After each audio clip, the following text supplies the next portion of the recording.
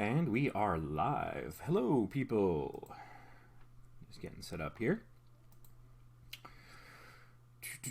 So we're going to be doing, I don't know, is it channel reviews or is it free channel consultations? During my last live stream, I actually lost a bunch of subscribers on this channel. Don't really know why, because the subscriber analytics haven't been working right in a while. Icy Donuts, welcome.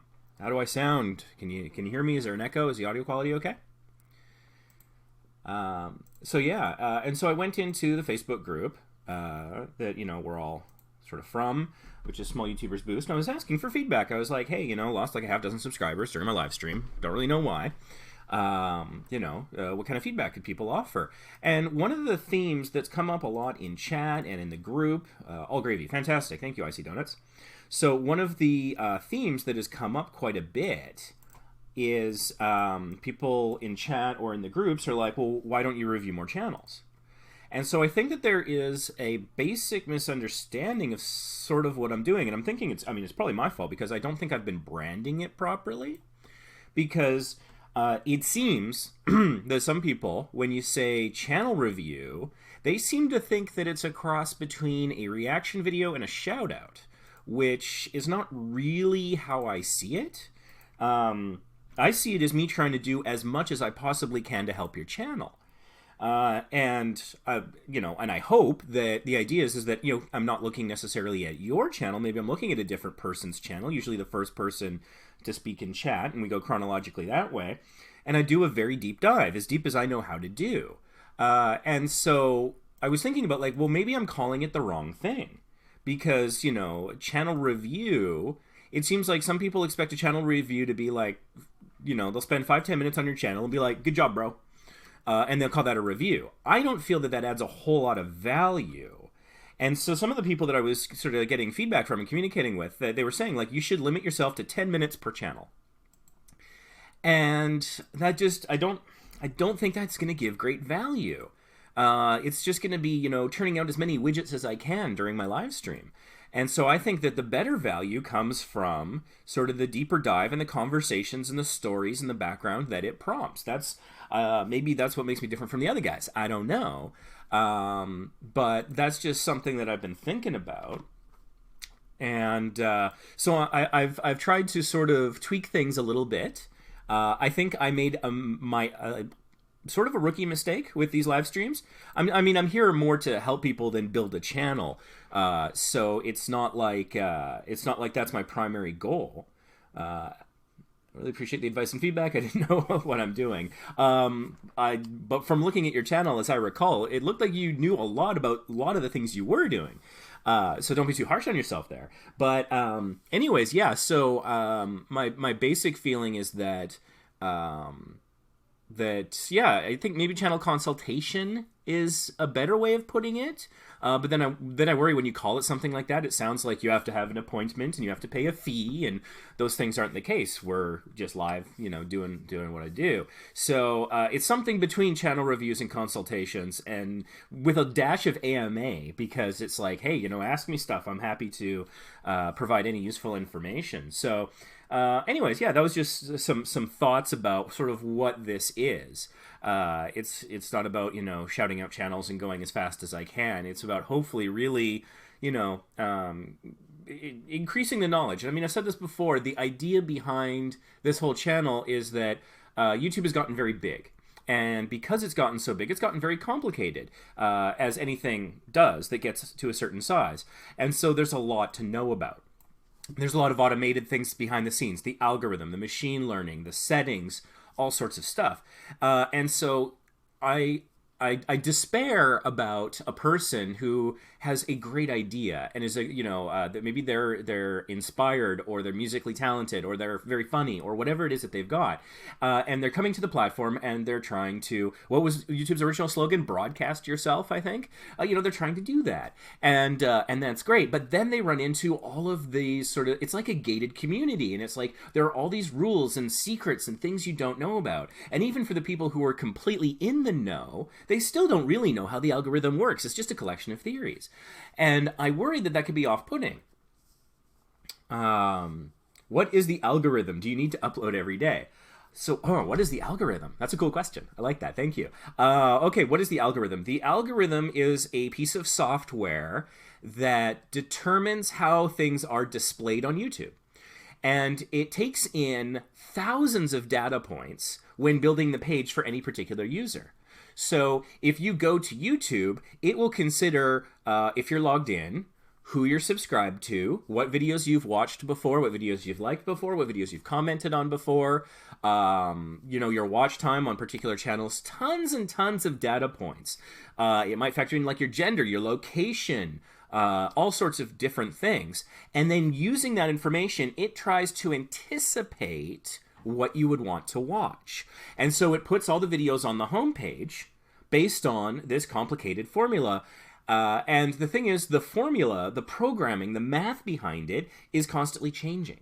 Because it's something called a machine learning algorithm, which means that it's kind of like a piece of software that rewrites itself as it goes. It learns from its successes or failures. If it shows you 20 videos and you don't click on any of them, and you scroll and scroll and scroll and you click on the 107th video, then it's going to be like, ooh, okay, I kind of got that wrong. That guy didn't want to watch those first 106 videos.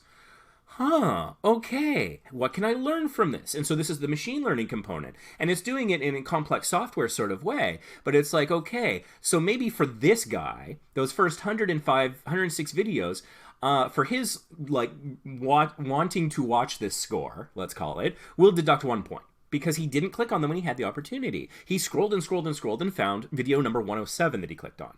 Now, video 107, now clearly that's a match. This guy wanted to watch that. Okay, cool. +1 to house video 107, right? And so then the person goes in and they watch this video 107, whatever it is. And they watch it, and it's a 25-minute video, and they watch 20 minutes. And they click like, and they put a comment. And then they click on another video by the same channel. So something in that scenario, it's like, okay, this guy he liked it a lot. He didn't watch it to the very end, but he watched 20 minutes. High percentage of the video has been watched. A lot of watch time achieved. YouTube's ultimate goal, the king metric of all is what I call it, is watch time. So they want you to stay on YouTube as long as possible. And that's an interesting way to slice the pie, because they could say we want more views, more page views, like a lot of blogs and things care about page views, but YouTube cares about how long you watch videos. That's their primary thing. They want you to watch all day long, basically, is their goal, which is interesting because they could actually display more ads to you if they focused on views. So they've made, for whatever reason at a corporate level, they want watch time. So, okay. So in this scenario we're talking about, this guy watches 20 minutes of a video. That's a decent chunk of watch time. And 20 minutes out of a 25-minute video, okay, that's great. That's a significant percentage. What is it, 80%. Okay. He clicked like on it, so he liked the video. He commented. It made him engage. It made him feel something. It made him want to participate in some way. Fan-freaking-tastic. So that video and that channel gets all these plus points to that video because of that experience. And then the algorithm, when somebody like this hypothetical viewer of ours, viewer A, for lack of a better term, when they see someone else who's similar to that person, similar age, gender, country, similar subscription, similar viewing habits, they're going to be like, you know what? I bet person B, who's just like person A, is probably going to like video 107. So we're going to suggest it to him. We're going to suggest it to him on the homepage. We're going to suggest it on the side of another video while he's watching that video. Because I bet if he clicks on it, thinks the algorithm, we're probably going to get about 20 minutes of watch time out of him. And that's what we want. So similarly, let's say that you've got, girl C. And so she sees video 107 as well.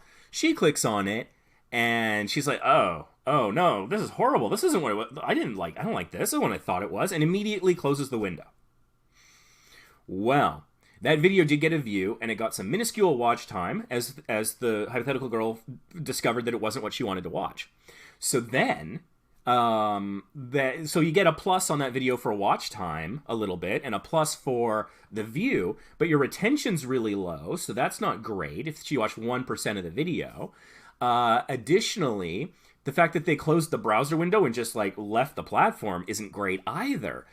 Because what's YouTube's primary mission? It's to get people on the platform watching videos as long as possible. So if your video was the end of that process, YouTube's gonna be like, ooh, if we show this video to people, they go away. Are we going to want to show that video to people? Probably not. Remember, primary goal, keep them on the platform. So an experience like that, the video might have, in the algorithm, in the software, in the kind of behind-the-scenes scoring of the video, and the video for certain people and types of people, it might get some minus points on it. So it's less likely to be seen as a result. So that's just, I think, hopefully a relatively in-depth yet still somewhat simplistic explanation of what the algorithm is and what it does. So the second part of your question is, do you need to upload every day? Which that's a good question. Hi, Achilles. So for that, the algorithm does give sort of plus marks to your whole channel and all of your videos when you upload a new video. So doing that every day is sort of an algorithm hack. It's very beneficial for your channel. So what you're going to want to do is, yeah, I mean, if you can get a video out every day, that's fantastic. But be aware of, you know, as much as you're trying to feed the algorithm, be aware of the human cost. You know, is it stressing you out? Is it impacting your work? Is it causing you to lose sleep or be distant from your friends and family? Or just burn you out creatively, you know? Is it soul-crushing labor at that point? Does it stop being fun? Got to be aware of those things, because that can, you know, and even if you're saying to yourself, you know what, I'm going to be a success, I'm willing to make all those sacrifices that Ray just mentioned. The thing is your content is probably going to suffer as a result as well. As you are worn down, as you are depressed or sleepy, exhausted, whatever that might be doing to you, it's probably also being reflected in the quality of the content. So if you're having to rush the edit, if it's like, you know what, if I spent another day on that, it would have been like a much better video, then that's a difficult trade-off to make. And so the algorithm, as it looks at, you know, how frequently you upload and things like that, there are 3 really important time frames to keep in mind. One is the first hour after a video is published. That is what we get something called view velocity from. So this is a very important metric. The first hour is very important. If you are going to upload a video and maybe you're gonna like have it just auto go public while you're at your day job or you're asleep or something else for whatever reason, that might not be the best idea, because the first hour is super important. It's the most important hour in a video's life, generally speaking. You know, unless you get like a tweet from a famous person recommending it or whatever. So you're going to want to be around to support it for that first hour. You're going to want to be sharing it socially in social media networks and message boards and Reddit and whatever. Anything you can do to promote it in that particular way immediately after launch. So carve out an hour of time after your video is launched where you're focusing on promoting it. Minimum hour. You know, easily go for 2 or more if you have the time. Additionally, you're going to want to be doing some other things, like, for example, when people start commenting, you're going to want to reply to those comments. You're going to be wanting to give thumbs up on comments you like and thumbs down on comments you don't. And, you know, heart for the comments that you really like. The comment that you love the most, you're going to want to pin. All of those things do things that help the video and your channel. It's giving different signs to the algorithm. It's engaging with the people. When you reply to a comment, if someone comes back to reply to your reply or just to read the whole thing, or whatever, because a notification or an email gets triggered, that's another view on the video. That's more watch time. If they reply, it's more engagement. And YouTube loves to see these things. These are really positive signs for that algorithm. So you're going to want to do that as much as possible. And also, part of the general theory is like the algorithm notices when you do and don't use certain YouTube features. So pinning a comment, that's a feature that's available to you. If you're not using it, the theory goes, and again, remember, with the algorithm, it's mostly just theory and experimentation, but the consensus is, you know, use all the tools that YouTube puts at your disposal, because it seems to help in the algorithm. So if you go in and you pin the comment and you heart a comment and you reply to a comment, at least do one each of those 3 for each of your videos, then that gets little algorithmic signs, a little tiny plus marks for that video in the software, so that it says, okay, you know what? Yeah, This guy is really making an effort. He's engaging. And like I said, those things you're doing are going to draw people back. And, you know, if you heart it or pin it, that can create sort of an appreciation, an emotional bond with your audience. It shows that you're interactive. People, generally speaking, like that quite a bit. I've never gotten pinned or had a heart on a comment and be like, ugh, why did they do that? It's always a positive experience, I think. So why not do it? So it engages the audience, but it also engages the algorithm, both in ways that can only favor you, generally speaking. And so that's some of why that first hour is absolutely critical. The next really important time metric after a video is uploaded is 24 hours, the first day. If you can get 100, 1,000 views in that first day, that sends a really good sign to the algorithm. So that first hour, the view velocity is partly a measure of how many of your subscribers, with notifications on more so, but also without, will come to your video pretty much right away. Bob uploaded a video. I got to go watch that. Stop everything. Like that is like a super fan, right? A true fan, if you will. And so that is huge plus points in the algorithm. And so that first hour is largely about your subscribers. And anything else you can get helps as well. But that's, I think, really what they're measuring is the subscriber engagement with your new content. In the first 24 hours, now you've had 24 hours of people being able to see the video. It's important for a couple of reasons. One of them is that, you know, YouTube and the internet is global. So people could be asleep when you uploaded that video. So is it really fair to judge those people differently from, you know, the people who happened to be awake because they were in the correct time zone? So that's part of it. So I think that YouTube understands that the view velocity metric doesn't tell the entire story because of time zones. So after 24 hours, it's given all the people of the world basically equal opportunity to watch your video. You know, whether or not it came out while they were asleep or at their day jobs or doing something else, watching a movie in a movie theater with their phone hopefully silent, they've now all had an equal opportunity to watch your video for 24 hours regardless of time zone. So that's a really important metric. So if you do well there, then that's great. And then the last time frame that's absolutely critical is the first week. And so again, if you can get 100, 200, 1,000 views in that first week, really positive sign for the algorithm. Part of it is because when a video is in its first 7 days, and I've said before that in many cases the first week on YouTube is the only week on YouTube, because it actually, if you go and you look at videos and things that'll be recommended and coming up in search, if it's 7 days, if it's basically come out within the last week, it has a little new tag next to it. The words new will appear in a little box next to the video, along with like CC if it's got closed captioning. And so YouTube is doing that for a couple of reasons. One, it's showing people that this is a newer video. So for example, if you want to see the newest news about, I don't know, the Mueller report or SpaceX or some other thing, and you don't want to accidentally watch a video that's a year old, and, you know, if it's about market conditions or currency fluctuations or something like the Forex market or whatever, you want new information. So it labels it clearly for you. So you're not accidentally operating off of information that could be wildly out of date. And the other thing is that behind the scenes, it's giving it a bit of a bump in that first hour, 24 hours, and week. Because YouTube says, hey, I've got this new video, but I'm not really sure what to make of it. Yeah, I've got the title and the descriptions and the tags. Maybe I've got captioning and some other indicators that the user's given me, but he wants his video to be successful. Let's get an unbiased opinion. Let's get an opinion of the public at large. So what I'm going to do for the first week is I'm going to show it a little bit more and recommended. I'm going to put it a little higher up in the search results and give more people a chance to see it and see, like, hey, what's the click-through rate on that thumbnail? Do they want to click it? When they watch it, how long do they watch for? Does it get a thumbs up, thumbs down, comment? All of that stuff. Do they add it to a playlist? That's an important metric people often forget about, is other people adding your video to playlists. Do they share it on social media? All of those are really important indicators. But then after that week, after that first 7 days goes by, then they're like, think I got a good picture. So based on the first hour, the first day, and the first week, maybe this video, not a lot of people clicking on it. When they click on it, they go somewhere else. Hey, Joseph Borg, have you sent me an email? And I remember you wanted to contact me privately. I sent you my email, but I don't think I've received an email yet.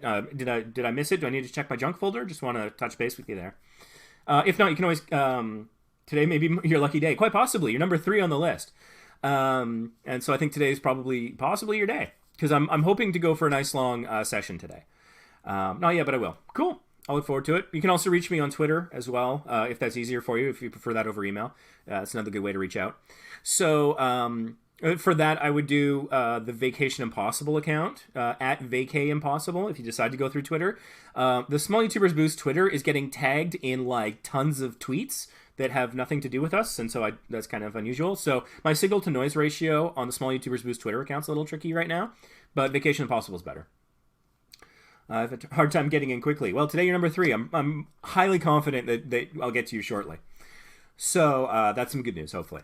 So anyways, yeah, after that first week, it's like, oh, hey, you know, maybe you're that scenario where they're watching 20 out of 25 minutes. Good video. I'm going to show us lots of people, and I get a good sense of the kind of people that watch it. Maybe all of the, I don't know, the women in Uganda close the video right away. But all of the men in London watch it all the way to completion. Okie doke. I'm going to use this information. So when it's a man in London who's scrolling around YouTube, I'm probably going to pop that video up here and there. But if it's a woman in Uganda, probably not going to show the video to her. Because for whatever reason, that demographic doesn't seem to like it. Or everyone who is subscribed to PewDiePie will not watch this video at all, but everyone who's subscribed to, I don't know, 5 Minute Crafts or something, always watches this video. Okie doke. So the algorithm is saying to itself, you know, programmatically, if that's a word, I know who I'm going to show this to and who I'm not going to show this to, and to what degree. And so that's the biggest opportunity. And so you should always have a video in its first week. And hey, if you can pull it off that you always have a video within its first 24 hours out there, like a new video every day, that's awesome. The algorithm does kind of favor you for that. You get some mooey points there. But again, be wary of the cost of that. It might not be worth the trade-off. But I wouldn't go more than once a day, because then you get into competing videos in the same 24 hours for those subscribers of various time zones. And so if there's 2 videos up and they only have time to watch one, then one video is going to kind of take a back seat. So generally speaking, no more than 1 video a day is the general consensus with most people who've kind of looked at this. So hopefully that kind of answers that question about whether or not there should be a video every day. Achilles, I can't imagine that I can do much for you. Can you send me a video over email? I guess I would want to know the purpose. If it's just to get me to watch it, honestly, probably not. But if there's something specific about it, like if you want to submit a video here on the channel, we've got, on Small YouTubers Boost here, we have member tips. Just bringing it up there so you can kind of see them. I always get this backwards. Member tips right there. If you want to submit a member tip video, that'd be fantastic. And yeah, email's a fine way of doing that. So what we have here is members of our Facebook group, although you don't have to be in the Facebook group, they've made some tip videos about specific things that they've learned about YouTube. So as you can see here, there's like our first one came from Stupid Robot Fighting League, and he had an idea about involving bands in a video so that you could use their music and cross-promote, solve 2 problems at the same time. And like some of this stuff is like kind of technical, so it's like, oh, how do you make a good playlist? How do you optimize a live stream? How do you use OBS? How do you stream to multiple platforms simultaneously? So if you've got a video that you'd like to submit, awesome. Here's how that works. Unfortunately, just because it would be very complicated to do it any other way, I do have to retain the rights to the video you submit. That having been said, I am all too pleased to include an info card that will link to your channel, an end screen that will link to your channel. I will link to your channel in the description, and if you want, in the video that you make, if you want to have like a little graphic or something that mentions your channel, go right ahead. That's absolutely fine. But I figure that's hopefully a fair balance if there's anything that you want to submit. So if it's that kind of thing, that's cool. If you're looking for me to do some sort of in-depth video review or something, then outside of these live streams, we'll probably want to work out some kind of compensation for my time, just because most of my time I put into this and other things. So I'm pretty time poor I get people messaging me on Facebook day in and day out saying, hey man, can you review my video? And I just have to blanket say no because I just don't have the time. And if I were to do that for a single person, I'm only helping that one person. And don't get me wrong, I love helping people. But when I do something in this live stream, I'm not just helping that person. I'm helping the other viewers who might be in a similar situation, or it might prompt them to think or be inspired or be creative about something. So, and also then the video's up there for all time. You know, after this live stream is over, you can come back and watch it at any time. If you're like, oh, there was that thing that Ray said about my channel, I gotta go back to when he reviewed me. You can go back and watch it as many times as you need, so you're not, you know, furiously scribbling notes, you know, during the live stream. You don't necessarily have to do that because all the content is here and it's accessible, but both for the people I'm helping and anyone else who gets something out of it. And so that's part of why that's sort of how I've decided to do my time. So if it needs to be something a little bit more one-on-one, in order to prioritize that, we'll probably have to talk some kind of compensation. I have no idea what it would be. You know, send me a number. I don't know. But I'd be happy to do it. It's just I got to prioritize my time effectively. I see Donuts. My quality would drop for every day. I'm hoping to get up to one a week. One a week is perfect. One a week is great. That is sufficient. Have you ever done a video about creating video? Not really. That's a good idea, though. I certainly could. There's so many aspects to creating a video, though. That could be a whole playlist, a series. That could be a series that could go on forever. Like, you know, is it like my Vacation Impossible channel? Is it just captured sort of guerrilla style as you travel? Or is it something that's scripted? Or is it a vlog? Or is it a what? Like, and so all of those would have a different workflow to a degree. But, you know, there's editing, there's sound capturing, there's sound, like all sorts of different stuff. That's a really cool idea. I have a hard time using my hands and arms, so typing is tedious. Okay, interesting. Fair enough. That is probably a huge struggle. I would imagine, especially with editing. I mean, my one advice is there's text-to-speech programs out there, things like Dragon Naturally Speaking and things of that nature. I know someone who recently injured their arm and is functionally one-handed for like half a year, and Dragon Naturally Speaking made a huge difference for them so that they could still do their email stuff. So I do really sympathize with that. And that's an interesting perspective. So maybe I'll keep that in mind if I get around to making a video of that nature. Let's see here. So I answered Icy Donuts' question, I think. I'm a cake channel. I've seen other channels that are similar, but they give vocal step-by-step. I make QuickTime videos. I don't think I'm adapted to being on camera, but those channels seem to do better.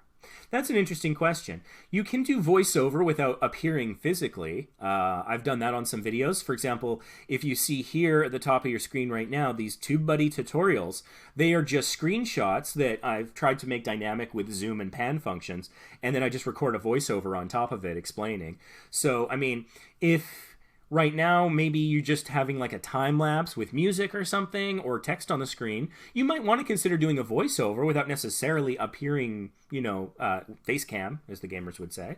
You could experiment with that, certainly. There is, I can help with audio for voiceover work to a degree. Because I know I've kind of figured out how to do some quality audio, how to clean up your audio for free, which is fantastic. So I'd be happy to show people that if that's at all useful. We could do it live, in fact. But let me know if that's something you're interested in. I could show you like right now, I think, as long as it wouldn't cause a port conflict. Let's see, what else do we have here? So actually, yeah, I mean, Joseph Aborg, I think you're up. What can I do for you, man? Or, I mean, basically anybody in chat, if you've got a request, I'm relatively caught up right now, so happy to answer any questions you might have, demonstrate something, a tutorial, do a channel review / audit / how to streamline the process. That's a good question. How to streamline, like, the editing process, I assume? What would be a good way of showing that? Go over thumbnails. Actually, never mind. Okay. I'm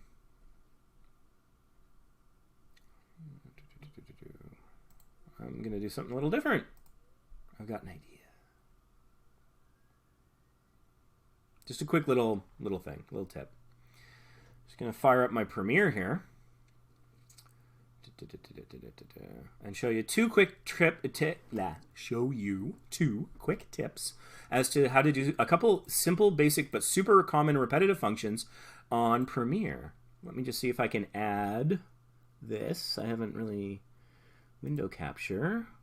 Let's call this Premiere. I'm still using OBS. I haven't switched over yet. Okay. Okay.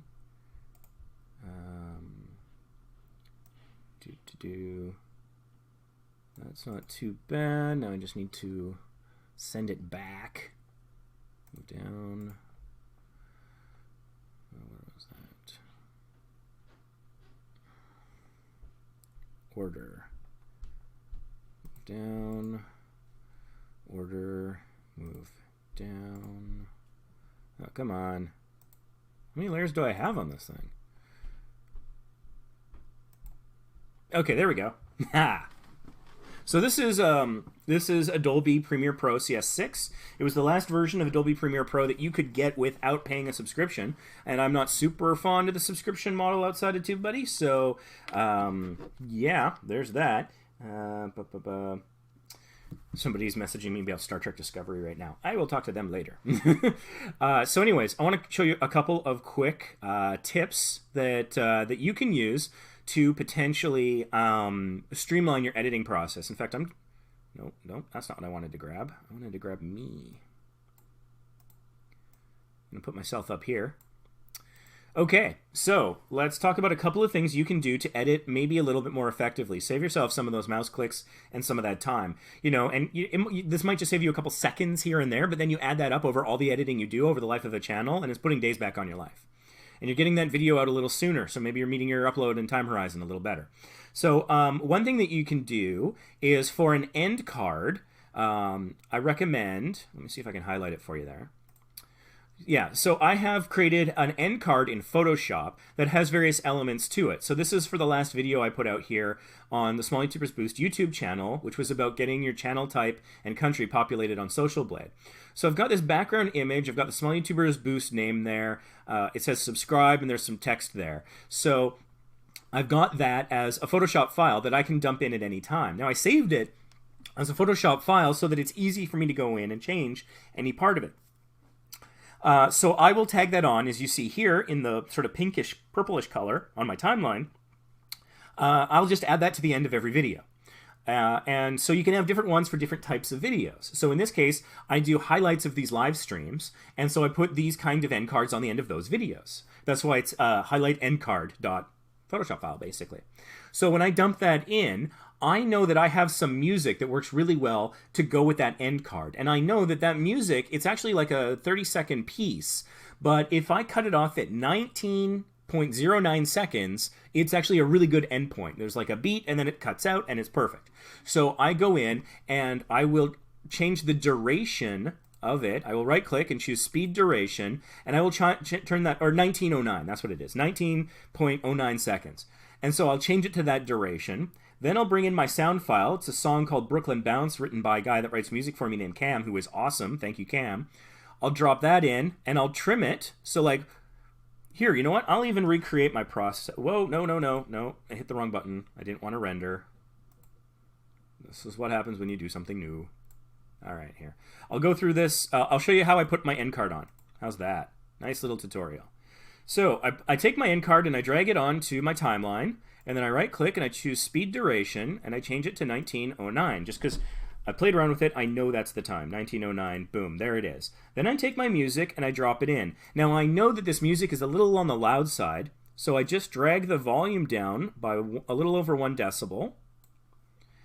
I zoom out and I drag it in to match the duration of the picture. Now I know that end card is going to be pretty good. The resolution on the end card doesn't match the video because the end card's 1080 but the video is 720, so I just change it. There you go. That's my end card, done pretty quickly. So that doesn't take me very long at all to put an end card on all of my videos as I'm making them. So that's a couple of little tricks there.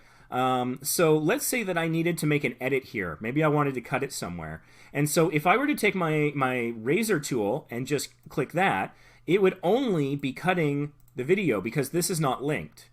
So here's a tip. if you click the razor and hold down the shift key when you're cutting, it cuts everything at that point in the timeline. So now you see that they're both broken up like that.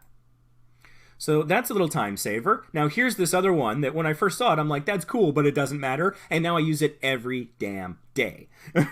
So, and again, this is Adobe Premiere. If you're not using that, I'm sorry, it's not more useful for you. But let's say that I want to bring this in. And I could go and I could select these and drag them over, but there's a faster way. If you click the space, the gap between things in your timeline, and then you just press your delete button, watch this. Boom, there it goes. And so those are just some little tips, but holding down shift when you cut, having a preset end card, and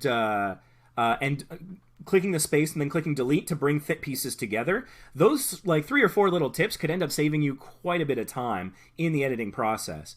I'm going to close this without saving it. And then I'm going to, oops, what box is this? I don't even use this box anymore. Go away. So I'm just doing some OBS stuff here. There we go. Put me back there. So anyways, you know, I only know Adobe Premiere Pro. I tried using Sony Vegas once and I didn't like it. I tried using Movie Maker and I didn't like it. And I've been using Premiere Pro since 2001, since version 2.0. So Premiere and I go way back. And yet still, there's so much more that I haven't really learned how to do. But those are just some of the best time-saving tips that I've picked up over the years. So hopefully that might help. Oh yeah, I did look at the thumbnails recently. That's true. Did I miss anything on my channel? Says Icy Donuts.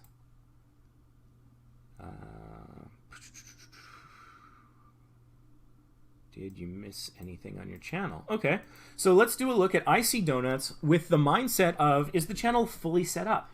Let's do that. I like that. Doing the search. I got my TubeBuddy here. If you don't have TubeBuddy, link down below. It's an affiliate link, video not sponsored. But seriously, if you don't have TubeBuddy, even if you don't want to pay them a penny, 30 free tools that are absolutely essential to doing YouTube better. So if you don't have it, like, that'll help you more than I can. So just go get it. All right, so Icy Donuts. So you've got a description here, 97 videos, nearly 3K subscribers. Got that profile picture that I like. Let's go in here. So yeah, you've got a 5-minute video serving as a channel trailer. So I would suggest making a proper channel trailer that would be shorter, somewhere in the range of 30 to 90 seconds, that highlights the best of the stuff that you've done. And then yeah, maybe if you can do a little voiceover over it that might say like why you do what you do and how you do what you do. So like I recently did this for Vacation Impossible, and I think I started getting a whole lot more subscribers when I did that. And I said like, look, we believe that vacations are good. More vacations are better. We'll show you how. We'll show you how to save money, you know, out of the way gems, this kind of stuff. And so I say what we believe in. I say how we give value to you. And that's a voiceover as I'm showing a bunch of clips that kind of give you a little sampler of what kind of stuff is on the channel. So something like that I think can actually be really helpful when people land on your channel. Like they might watch one video and they're like, maybe I'll want to see more, maybe I won't. Click the channel name, and then if you basically give them a quick little sales pitch, a sizzle reel, a commercial, whatever you want to call it for your channel, I have found, I did that at the end of March, and my subscriber growth in April has been, I think, record-setting for my Vacation Impossible channel. I need to, I think, create something similar for this channel. So that's something I'd recommend, proper channel trailer. You got your social links, that's good. You got your banner there. You got featured and popular, excellent. Uploads, popular uploads, created playlists. So what I would suggest is to add a couple playlists as horizontal rows to make this feel more complete and filled out. Cakes for children, superhero cake, character cakes, just, you know, a couple of those. Put them in between uploads and popular uploads. And I think that that would help round out the channel very well. Give people more things to click on. It'll feel like a more complete experience. A little... nitpick, but not necessarily a bad idea, is in both your playlists and in your titles for your videos, is try to be consistent with your capitalization and your punctuation. So, for example, cakes for children, the C on cakes is capitalized, but children isn't, so that feels inconsistent. But then your very next playlist, Superhero Cake, none of the words are capitalized. Easy Cakes, E is capitalized, C is not. You get the theme. Additionally, 3D Thomas the Tank Engine Cake has a period at the end, like it's a sentence, where really it's a title. Paw Patrol Lookout Cake also has a period. None of your other videos here that are displaying, and none of the playlists have periods at the end. So I would suggest removing the periods and consistently capitalizing all of your videos and playlists as if they were the title of an essay or the headline in a newspaper, something like that. So, the general rule of thumb is words like for, the, and a, or. Those would all be lowercase. Everything else would generally be capitalized. Normally, the rule is 3 letters or less is not capitalized, but campaign ice bucket cake, ice and bucket are related, so I would capitalize both ice and bucket. It seems like a nitpick, but it adds to the professional appearance and impression that your channel gives. And I swear, 80% of your audience, 90% of your audience will not even be consciously aware of it. But I think on a subconscious level, they'll be like, something here feels unprofessional. Something feels inconsistent. And so let's just not even get into that. Let's not let that happen. I know you got a decent amount of playlists, so I'm just going to take a look as I sip my branded water. Vacation Impossible. Got to get the plug in. Yeah, got some playlists. That's pretty good. Community tab. So you got something up about a week ago. That's fine. Not bad. I find that the YouTube app on my phone will periodically... Need more water. The YouTube app on my phone, the Creator Studio one, I believe, will generally, every now and then, recommend community posts at certain times. When you hit a subscriber threshold, like when I got 1,000, it was like, hey, it's unlocked, go post.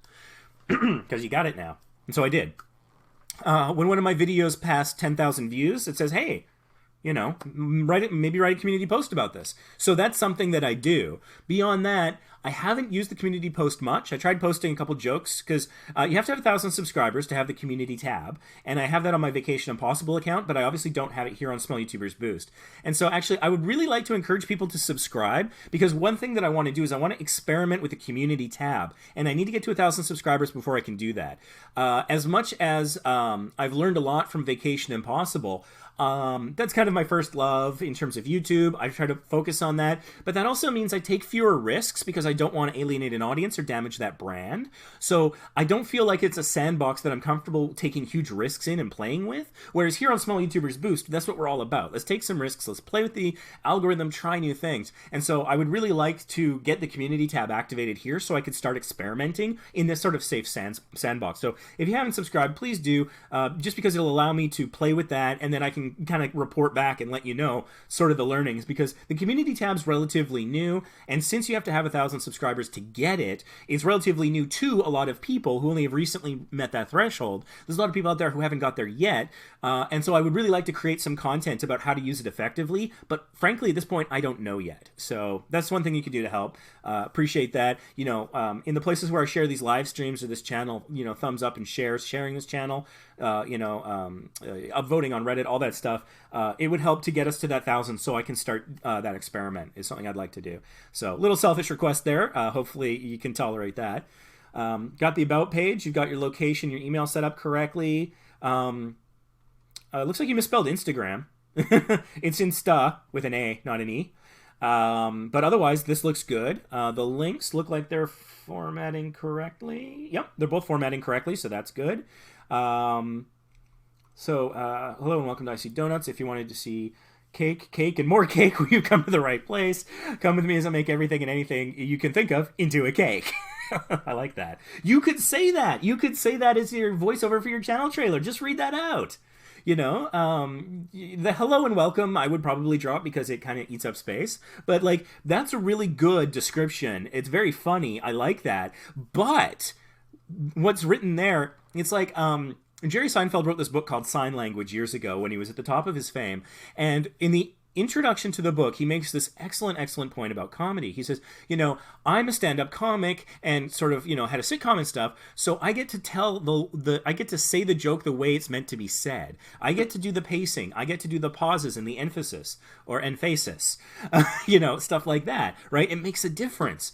But in book form, the reader has to do the comic timing themselves. And so that's somewhat true here as well. And so this is good, and I'm trying to do my best comic timing as I'm reading it to myself, but not everyone, you know, kind of has that talent, if I can be so bold, or would think to do so, and they might be like, oh, this is kind of weird.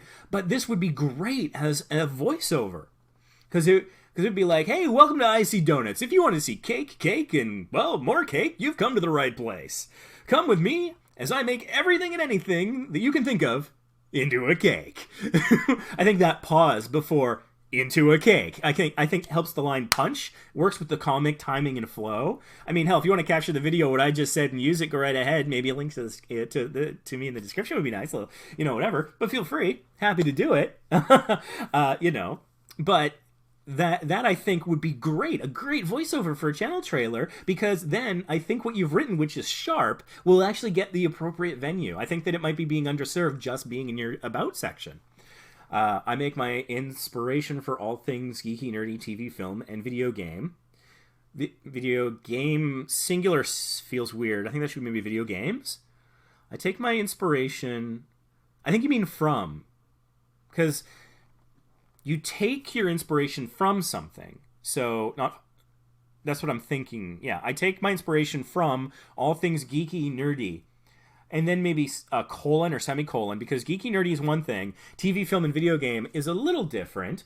Not every, you know, TV, film, or video game could be considered those things. Video game's a little harder to justify, but certainly TV and film. It feels like you've got two lists mixing into one. So all things geeky and nerdy, like TV, film, and video games, might be one way of structuring that a little different. If you have a suggestion, I'd love to hear it. Let me know, and it may become a cake. That's great. Say that in your channel trailer. If you have a subscription, let us know, and it might become a cake. I think it's a great line. My voice is a little raspy, so maybe don't use the audio from this live. So you can if you want. I got two. More cake, the better. I like that. It's a nice tagline. It's great. Yeah. And then, I mean, I harp on this a lot, but the one thing that is missing a little bit is, why do you have such a passion for cakes? So, and again, you can put that, you know, towards the bottom. Maybe right before or after more cake, the better. Like, why is cake your medium? Why do you put your time and your effort into this? What about it? Is it that you love seeing the light and, you know, the eyes light up of children who get a cake, and adults who get a cake, and like the adults who are instantly as joyous as a child again when they get a cake that blows their mind?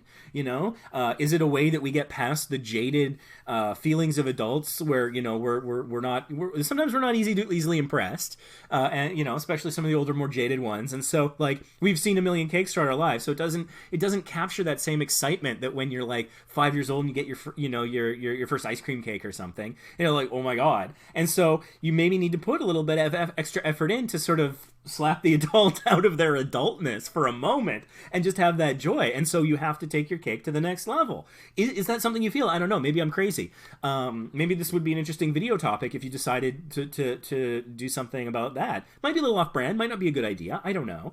But like that's sort of some of the things that I'm just thinking about. If I'm putting myself in your shoes a little bit, if I was running a channel like that, like, where would my enjoyment and fulfillment and deeper meaning come from?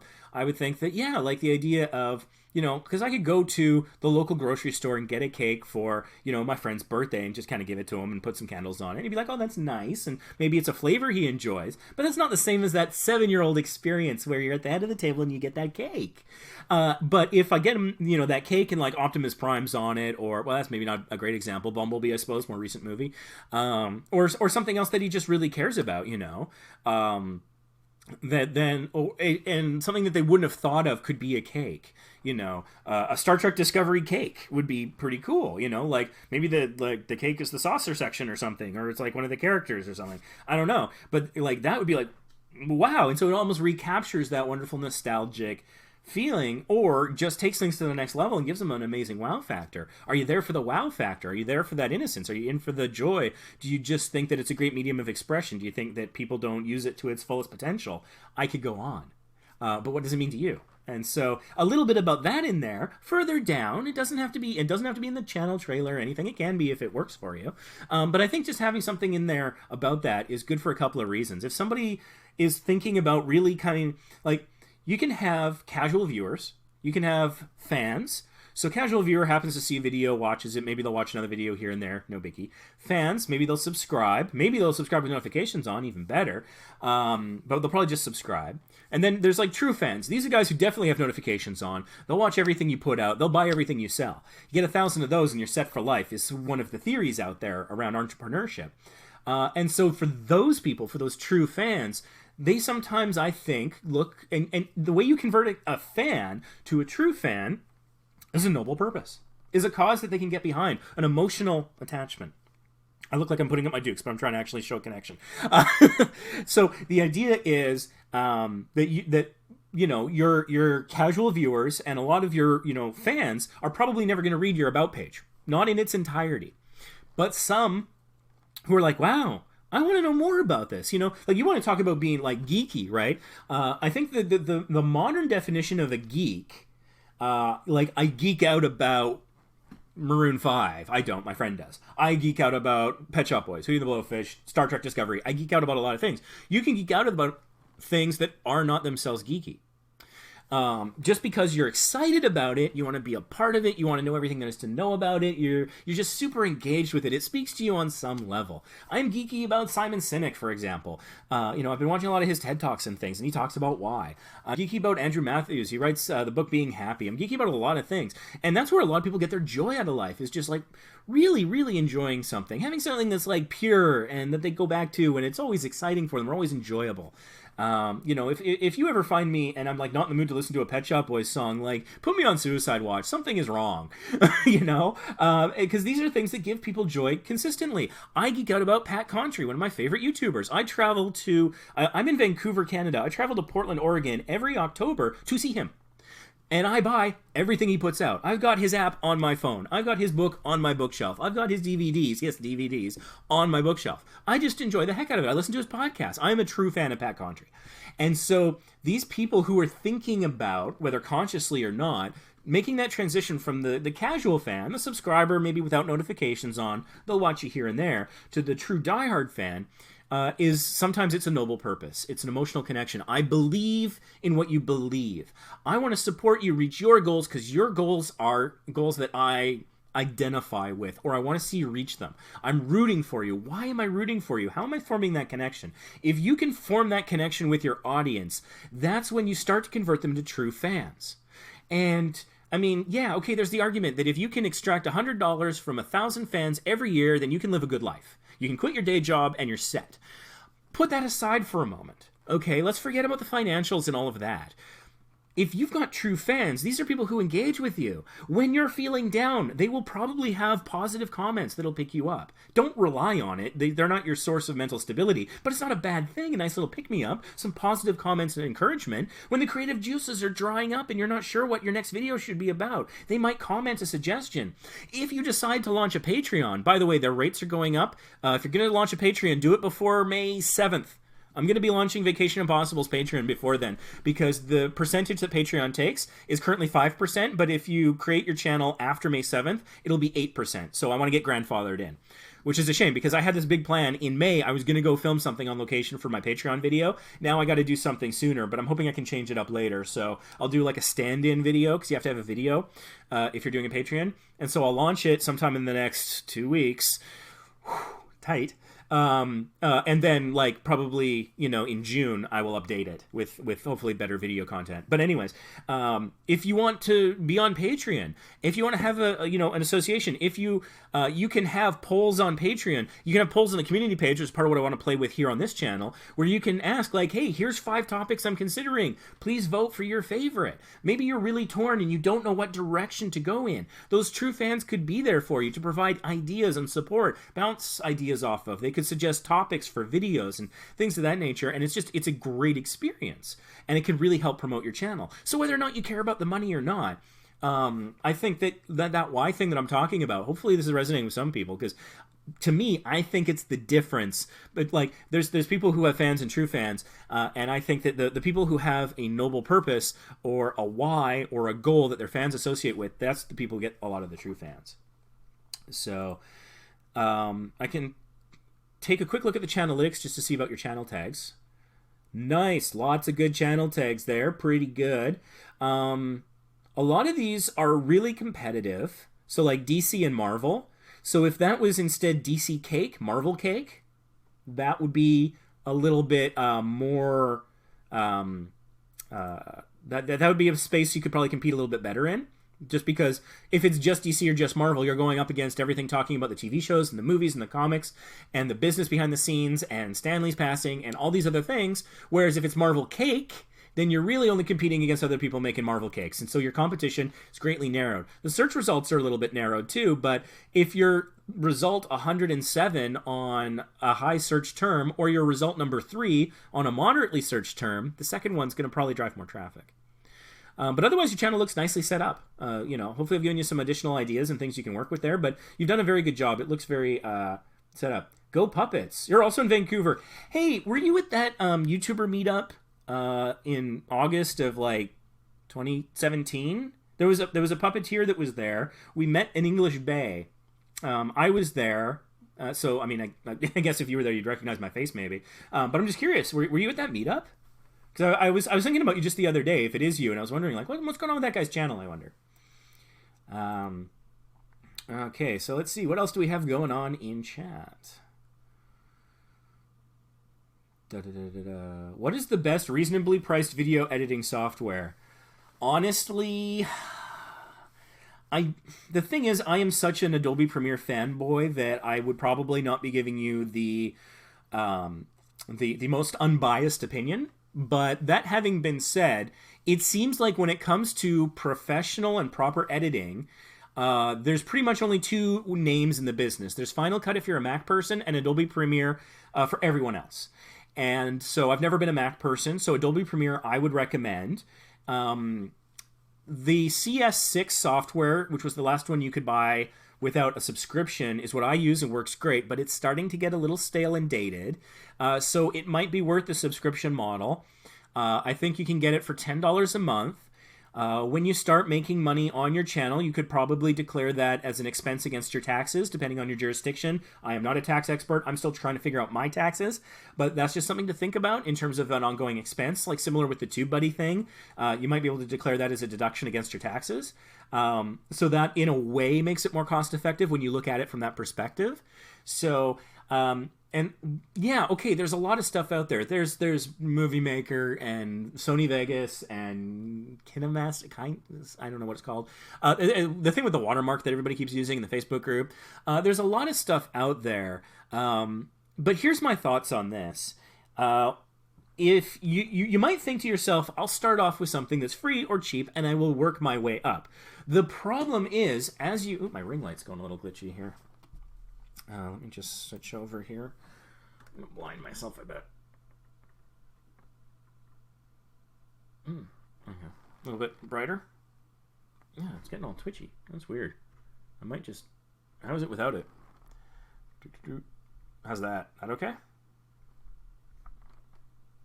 Anyways, so you might be thinking, okay, I'll get like an introductory piece of editing software and then I'll work my way up to something else.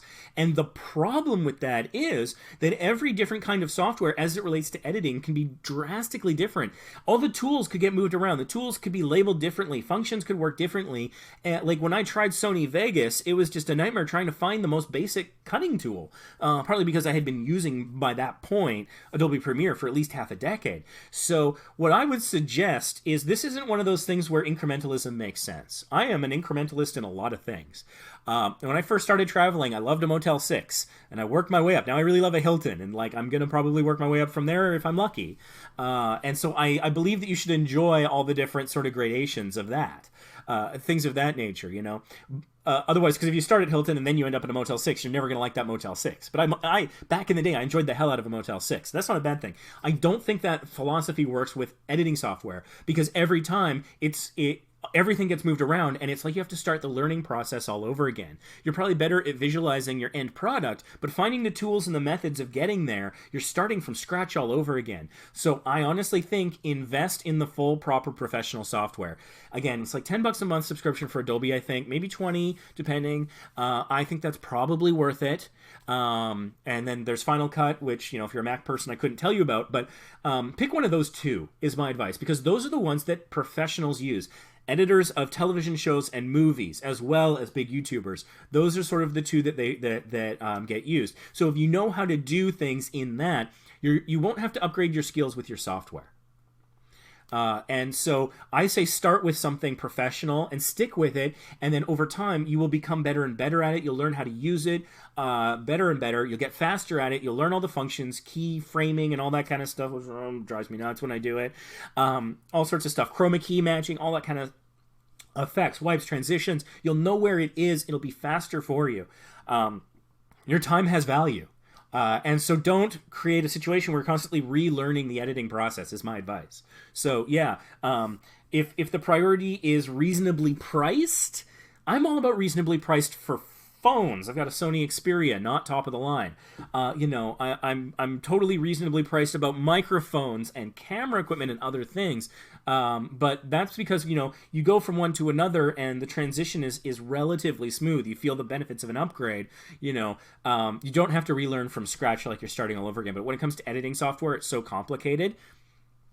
Go whole hog. That's the one time I tell you go whole hog is going to be your editing software. I don't know that there's anything else in life where I say go straight to the most professional thing you can get your hands on and don't care about price. It's one of the few times I'm going to say that, because I am cheap. Trust me. Let's see here. The video making process. I'm curious about your impression of my channel, Surfing the Pain. All right, let's check it out.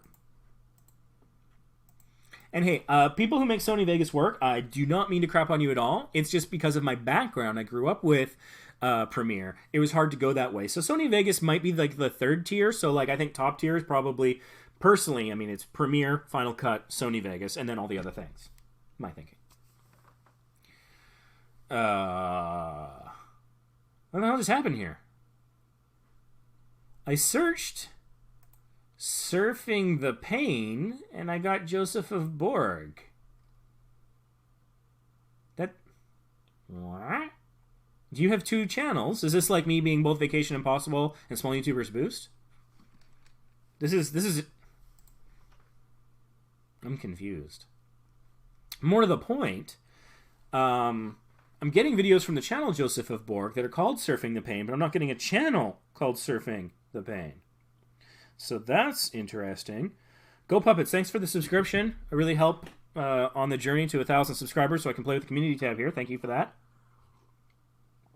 Let's see. That's, I'm going to change my search and I'm going to filter it by channel. Joseph had to go let the dogs out. So to answer that question from the... No, I'm not going to do that joke. I found out that that song is actually about something that's really insulting. So I never liked the song, but now I've got like a moral reason to hate it. Hate might be a strong word. Okay, Surfing the Pain. When I search by channel, I get it. So let's see here. I'm curious about your impression of the channel. Yeah, no, that looks like the right thing. So, yeah, let's just do it. Let's channel consultation, channel review.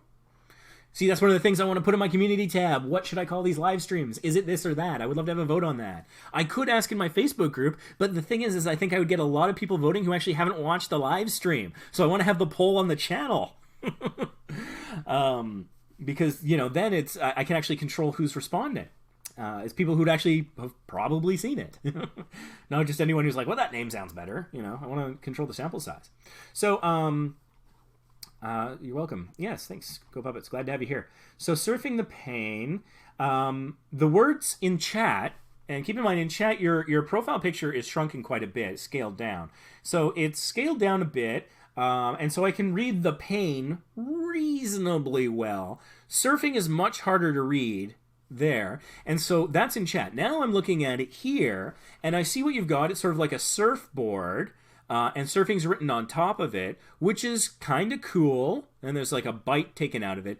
That's kind of cool, but it doesn't play at all the resolutions. So the surfboard theme might be better suited to your banner. Now, I haven't looked to see the banner yet, but I would suggest possibly for legibility, either removing it or, and it's a good look, so I'm tempted to say, like, keep it. Maybe turn the word surfing into black so that it really contrasts against it. It almost looks like it's seeing through the surfboard, and so that the word surfing will be easier to read.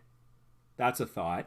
Also, yeah, I don't know. That's kind of about it for that. All right, so channel description. I make videos about living with chronic pain. I've been a chronic pain patient over a decade and have an implanted computer. ... That's interesting. I'm very sorry to hear about that. Yeah, I mean, in terms of looking at this from a supercritical SEO standpoint, I make videos about is not super searchable and takes a lot of characters. There's probably, you could just say living with chronic pain and then go into your personal story right from there. Living with chronic pain. Or surfing the pain is about living with chronic pain, because then you can get your channel name in there as well, because there was, like, I searched your channel name and it didn't come up. So surfing the pain is about living with chronic pain. I've been and you could hyphenate it, I've been instead of I have, just so you can use for your characters. I've been a chronic pain patient over a decade and have it implanted, and go from there. I think that that's a pretty fine description. 25 videos, 64 subscribers. Let's take a look. Okay, so yeah, there's Joseph of Borg and then Surfing the Pain. I see here. So I think that there seems to be two channels, and so there might be a little confusion there between the two. So what I would recommend is taking a little time and thinking about where does one channel end and the other begin, and having some sort of clear, kind of create little rules for yourself, just so it's very clear to identify one from the other. So for example, in my experience, I have Vacation Impossible. And so everything for Vacation Impossible is filmed on location. Almost everything. One or two exceptions. We did a commercial once that we filmed locally and some other things. But almost everything, 99% of the stuff is filmed on location. That's like a rule for Vacation Impossible. Small YouTubers Boost has no such rule. I could film anywhere, and I have done live streams from Indianapolis, LA, Victoria, and a lot now here at my home in Vancouver. So, that's one way that I identify the two separately. You can also have different color schemes between the two channels. Vacation Impossible uses black, white, this kind of goldish brown color, and sometimes red. But since I've started Small YouTubers Boost, I'm trying to get away from using red on Vacation Impossible, because red is a very YouTube color. And so red is something that I feature more prominently as a color on Small YouTubers Boost in an effort to try and keep the two separate. And clear for their definition. And so there are ideas that I have for videos. I have an audio podcast for Vacation Impossible called Vacation Impossible. And sometimes I think of topics that cross boundaries. And so now that I have Small YouTubers Boost, because a little over a year ago I didn't. I created it a year and maybe a half ago, not even that long ago. And so I would occasionally, in my Vacation Impossible podcast, talk about some YouTube things, because it seems related to the channel. But what I've basically decided now is that I try to separate the two. So I have on my Vacation Impossible podcast, I have a list of topics. And for the longest time, there was a topic about copyright issues on YouTube, and there was a topic about YouTube pushing extremist content through the algorithm.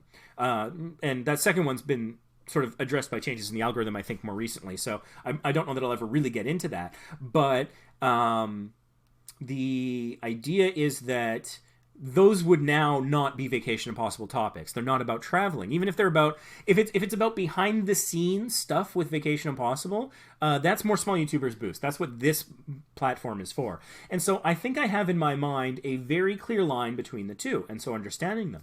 And so I would recommend that maybe you consider where the line is for here. What is Joseph of Borg? What is Surfing the Pain? Where is that line drawn? And you know, so each in their own area. And I mean, don't worry about going retroactive. Don't worry about the past. That's fine. We all as creators grow and try different things. And there's, you know, people are like, oh, my old videos are so cringy. Should I private them or delete them? I say don't.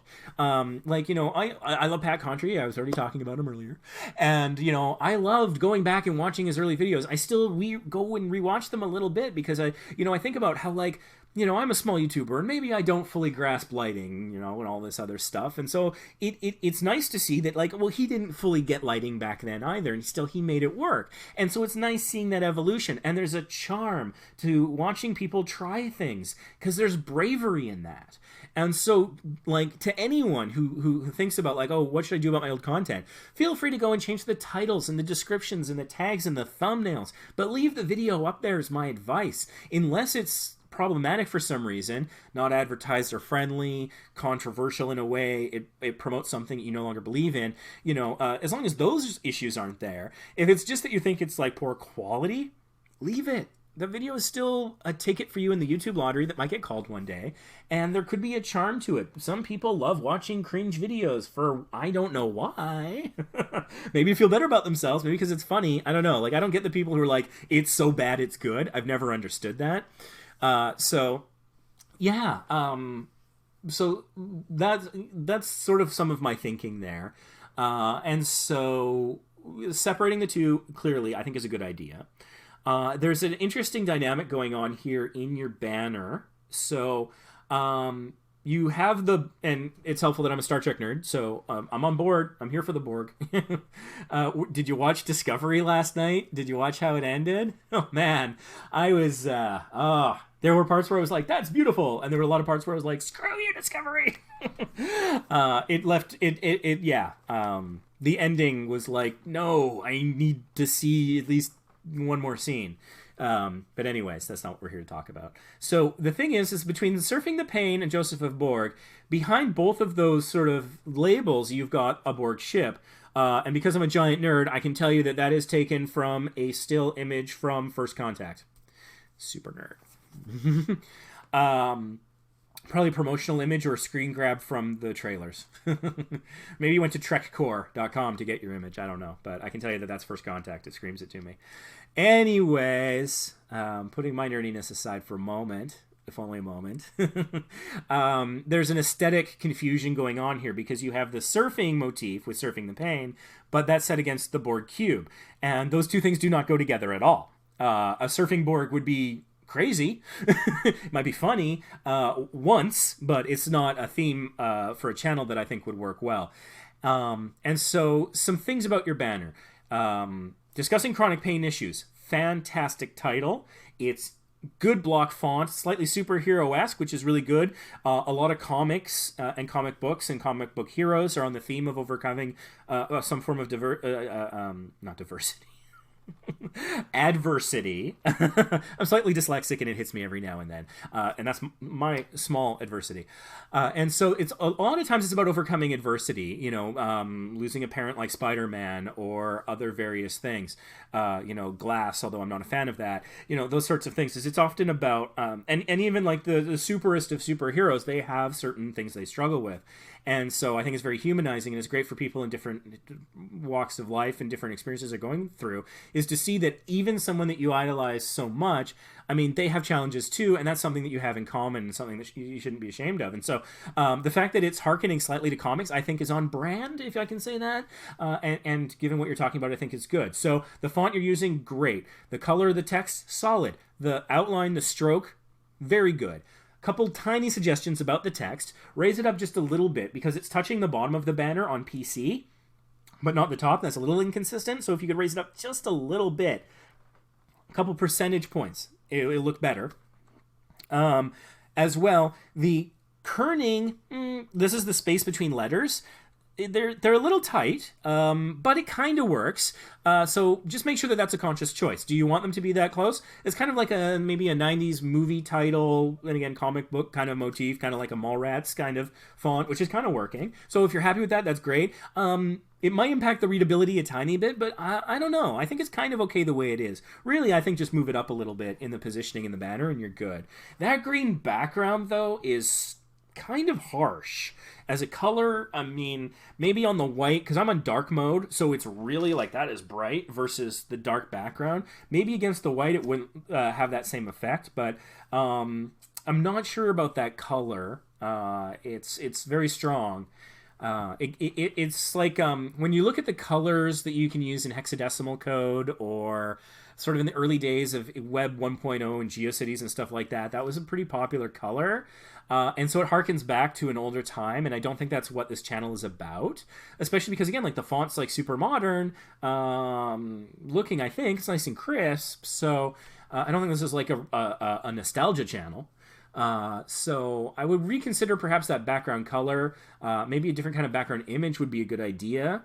A thought about that is surfing the pain. So it's the surf motif, I think, is a way to go. It's a good metaphor probably for discussing what you're going through and your subject matter. But as it looks right now, like you can't really see that the bite is taken out of the surfboard in the banner as well as you can in your profile picture. But the banner is the opportunity that could really shine. And it's a cool idea. So, yeah, I would drop the Borg background and then, yeah, maybe look at like a surfing motif. Let me think. I have some pictures that I've taken on cruises, like of like nice sunsets at sea. That if I were redesigning this, I would be considered try to use that as a background maybe. Or you could go in a comic direction where you could have like a comic shark who symbolizes maybe the pain. I don't know. So there's some thought there. But unfortunately, I think that the text is very professional, but the rest of the banner is not so much, unfortunately, just to be completely harsh. But I only say this to give you hopefully an opportunity to maybe find a chance to improve that. So you got uploads. So what I would recommend is have popular uploads. Do you have playlists? Okay, so you could have a live stream playlist because that has 7 videos in it, so that would be enough to fill out a horizontal row. So I would have uploads, live streams, and then popular uploads as sort of your layout there of your channel. You've got popular channels. I would recommend adding the widget for recommended channels for other channels that you like, or channels that are in your space. So if you're having trouble thinking some, hey, Small YouTubers Biz, we're right here. I'm not asking you to do that, but only if you're stuck and you can't think of anything to put there, you know, just as a placeholder, because there's algorithmic reasons for doing that. And there's also audience reasons too. But algorithmic reasons is that, again, it's using all the tools YouTube gives you so that YouTube has all the opportunity to gather data about you, but also, which it uses to promote you, but also so that it's like, hey, you're putting your full effort in by using all the tools, we'll probably promote you more. And sort of the synergistic relationship as well. It shows people, I mean, even if it isn't about your subject matter, it shows that you're promoting and supporting other creators of a kind. So even if it is just YouTubers Boost or someone else that you enjoy, that's fine. I mean, ideally, if it's someone that you enjoy, want to promote, and is in a similar space discussing similar issues, that's even better. Because then it shows people who are in this sort of community of suffering with, you know, fibromyalgia or whatever, you know, that okay, you know, you're part of a community of a larger group of people, and so that's a good thing. About page.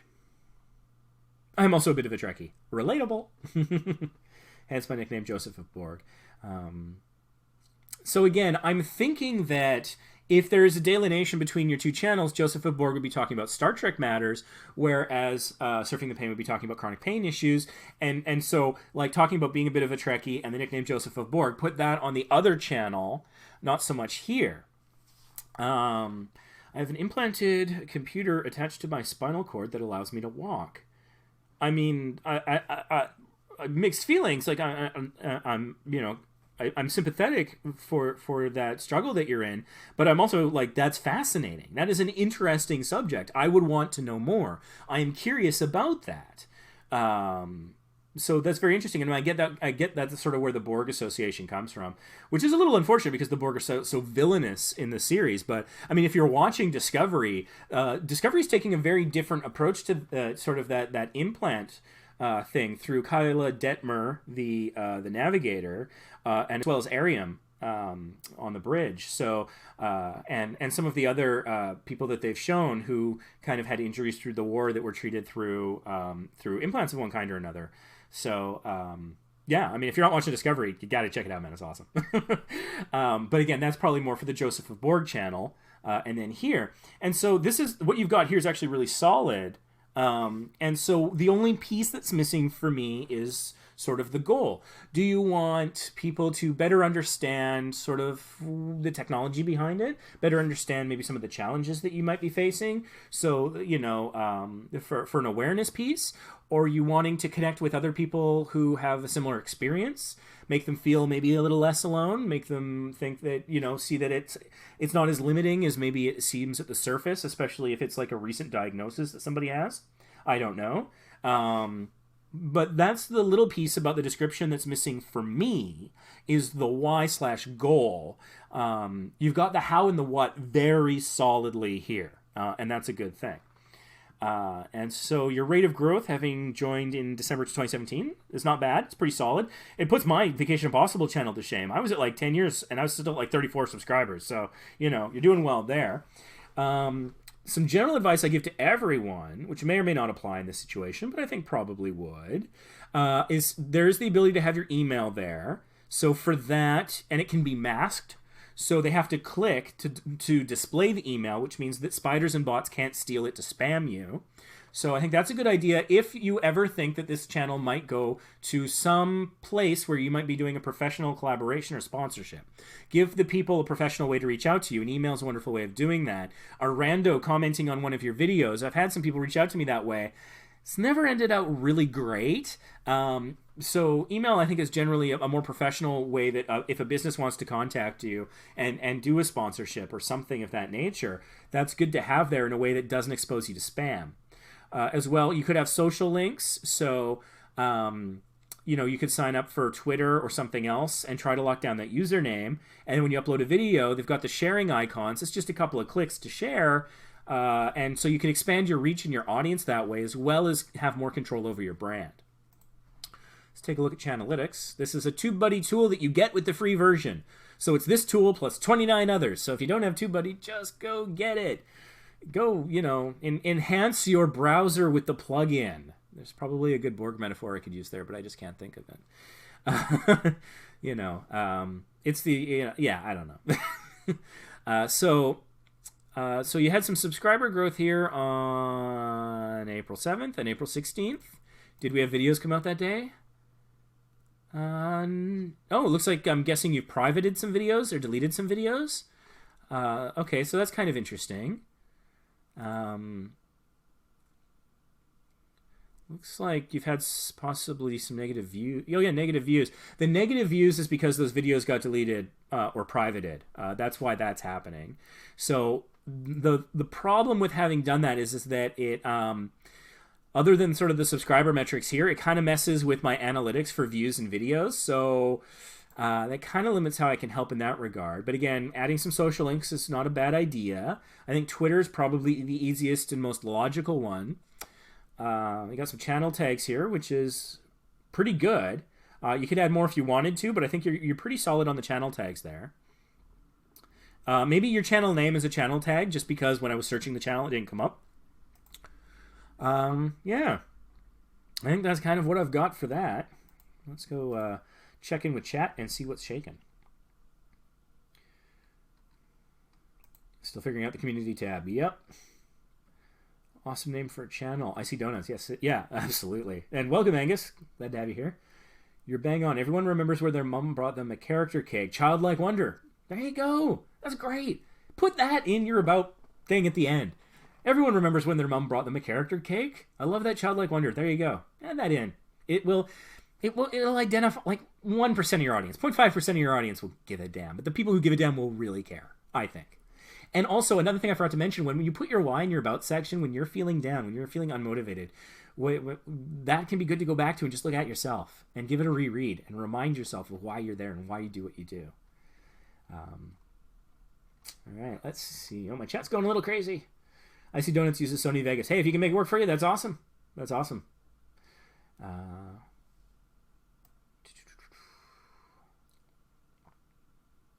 I'm almost scared to have him look at mine. I hope I wasn't too harsh. I try to like. I believe that there is constructive and destructive feedback, and I try to avoid destructive as much as possible. If there's something that I would only have crappy things to say about, that I can't give you what I would consider constructive advice, I will try not to say it. I promise to try. I don't promise to succeed. That having been said, I define constructive criticism as having 3 components. The first 2 are mandatory. The third one's a nice to have. First off, constructive feedback has to be specific. You suck, bro. Doesn't help you. And I don't think you do, just to be clear. And so it has to be specific. If it's like, hey, I don't like your banner. Okay, that's specific, more specific, but it's still not constructive criticism. What's the missing piece? The second piece is it has to give you somewhere to go. It has to have a suggestion. It has to be suggestive in some way. So I might say like, hey, you know, your logo uses the color purple and that's bad. Okay, I'm specific, but I'm not giving you anywhere to go yet. Your color, where you're using purple, what if you use cyan? Try that out. Oh, now it's specific. Okay, now we're in the realm of constructive criticism. Hey, Operation Life, super happy to have you here. So now you're in the realm of constructive criticism. I've been specific. It's about the color in your profile picture, and it's the purple, and I've been suggestive. Maybe it should be blue. Okay, but then I make the suggestion, and it could be like in the small YouTubers boost group, or even it could be on the live stream here or something. Then maybe they go back and they check in later, and that's not a bad thing. Maybe, you know, they want to see how you're doing, but then they see that you didn't do what they said, and they get pissed at you, and that's destructive. So the third thing is it has to come with no strings or expectations. So maybe I told you to replace the purple with blue, and you didn't, and I need to be okay with that. That's the third magic piece of the triangle of constructive criticism, if you will. It has to be specific, it has to be suggestive, and it has to be without expectation. And so I try to strive for that here as best I can. I promise to try, I don't promise to succeed, but I think that that is the way to do it. And so when we get some repeat people, Operation Life, Icy Donuts, Angus Explains, you know, Amanda's Right Life often comes here. I don't think she's here right now, but when I get these repeat people, and maybe I'll go back and take a look at something about their channel, and I may or may not remember what I suggested, and maybe I'll see that maybe they didn't follow the advice, and maybe if I don't remember, I'll accidentally repeat myself, but I'm not going to jump down their throats and be like, I wasted all my time helping you, and you didn't do what I said. It's like asking for advice and feedback. It doesn't hand the keys over to them. You know, it's not like, okay, hey, yeah, I want some help on my thumbnail. Go make my thumbnail, please. You know, or I'm going to be your meat puppet and just do whatever you say. It doesn't work that way. There could be reasons, creative reasons, strategic reasons, behind the scenes reasons, tons of things that people don't get. And so it has to be without that kind of expectation that you absolutely will do what I say, because that's just not cool. And so, sometimes I can be maybe harsh because it saves a little bit of time here. I think I could try to find the most polite, around the bush, you know, way to say something, and then you're like, what the hell did he even mean? And so I'm worried about it becoming too nice, too Canadian, if you will, too vague. You know, I try to keep the apologies to a minimum. But at the same time, I try to be respectful of the fact that, you know, I don't know your age, I don't know your economic background, your experience, your training, your education, or any of it. And so maybe you took a Photoshop class, maybe you didn't. Maybe, you know, I can look and see like, okay, maybe like the channel age, I can see how old the channel might be. And so I can maybe make some allowances or analysis based on that. But I'm, you know, and I can be a little harsh about like, oh, if you don't have TubeBuddy, are you even trying? But that's just because it's like, take even the free thing. Like, that's my own little frustration with myself in the past, really, more than anyone else. I just want to go shake the friggin' hell out of myself and be like, if you had done this sooner, you could have monetized sooner, you could have made money. And grown your audience, and, you know, and all this other stuff. So, anyways, that's hopefully a little bit of my philosophy and my approach here. And so I try to make this as much of a safe space as possible. I mean, as long as you're not barking orders at me in the chat, I think I'm generally fairly nice to folks. But then there's some people who come into chat and they're like, hey man, you spent too long on this channel. I'm like, you don't get to decide that. That's like, you know, sometimes that's when it gets a little contentious. It's like, no, you know, and that's where I'm like, it's a consultation. not a review. Whatever word I have to use to accurately describe what I do, as long as it provides value. Go puppets. Okay, so you're not the puppeteer that I was thinking of. So that means that there's... I mean, I would think that puppeteers on YouTube is a relatively small niche. And so we've got at least 2 in Vancouver. The one that I met and the one that's in our chat right now. So I think that's kind of cool. Collab opportunity, maybe. I don't know. Maybe it's more common than I think, because it's just not a space that I've, really been in. I mean, Vancouver has a really robust sort of artistic and performance scene. They have the improvisational comedy, theater sports, very strong here in Vancouver. Colin Mockery often comes to perform on our stages with our people, and I've actually had the opportunity to perform in Granville Island on the Waterfront Theater stage a couple of times. I did improvisational comedy for 4 years competitively. I was a captain of a team for 2 years, and we made it to the provincial semifinals a couple times, where I actually had the chance to perform and get whooped. But it was a delight to get whooped on that stage. Just being there was an honor, and the people who crushed us were so funny, and they were so talented, and they put so much work into it. They had such camaraderie that we were just in awe. Like, we were happy to have them just walk all over us in those performances. And so, yeah, I don't know why I'm talking about this, but I am. So if you're ever in Vancouver, go check out the theater sports. We've got some of the best, as far as I'm concerned. I mean, I don't know if we could hold up against, like, the Groundlings in Chicago or anything in LA or whatever, but outside of, New York, Chicago, LA, I think Vancouver would probably come next. From what I hear. So anyways, let's see here. So yeah, Go Puppets wasn't at the meetup. Don't worry. It was an interesting thing. There was a professor there from BCIT who was like, "VidMe is the future. Stop investing in YouTube." And so I was like super skeptical, but I'm like, "But you're a professor at BCIT, and I really respect that institution." So I opened up a vid.me account and I started cross-posting content and trying to learn that. And then the meetup was in August. VidMe shut down the following December. And so a big part of the conversation surrounded that, so might not have been the best investment of your time, so don't feel like you missed too much. No disrespect to anybody who was in love with vid.me, it's just what happened. Oh, you just moved here a year ago. Oh, go to theater sports. It's amazing. They will sell out on Saturdays, but yeah, Granville Island, the theater sports down there, it's one of my favorite things to do in the city. I absolutely love it. So, welcome to Vancouver. I don't know. Maybe we can collab one day on something. I don't know what. I'm a travel channel, so I'm not sure. I'm a very busy guy, too, so that doesn't help. Icy Donut says, thanks for the advice again. I'm super happy to help. Nothing makes me, well, I don't know about nothing, but one of the things that makes me very happy is when I see channels just take off. And do well, and especially when it's people with the right attitude. You're coming in here and you're putting in the time, you're putting in the effort, you're listening to me blather on for, it's been an hour and a half now. You spent 90 minutes with me if you've been here since the beginning, and so thank you, and I appreciate it, and I hope there's value and some entertainment in this as well. But you're putting in the time, and so I love seeing people who are in I want to educate myself. I want to grow. I want to learn new things. I want to try new things. I want to entertain people. I want to help people. I got a noble purpose, whatever. I love seeing people like that succeed.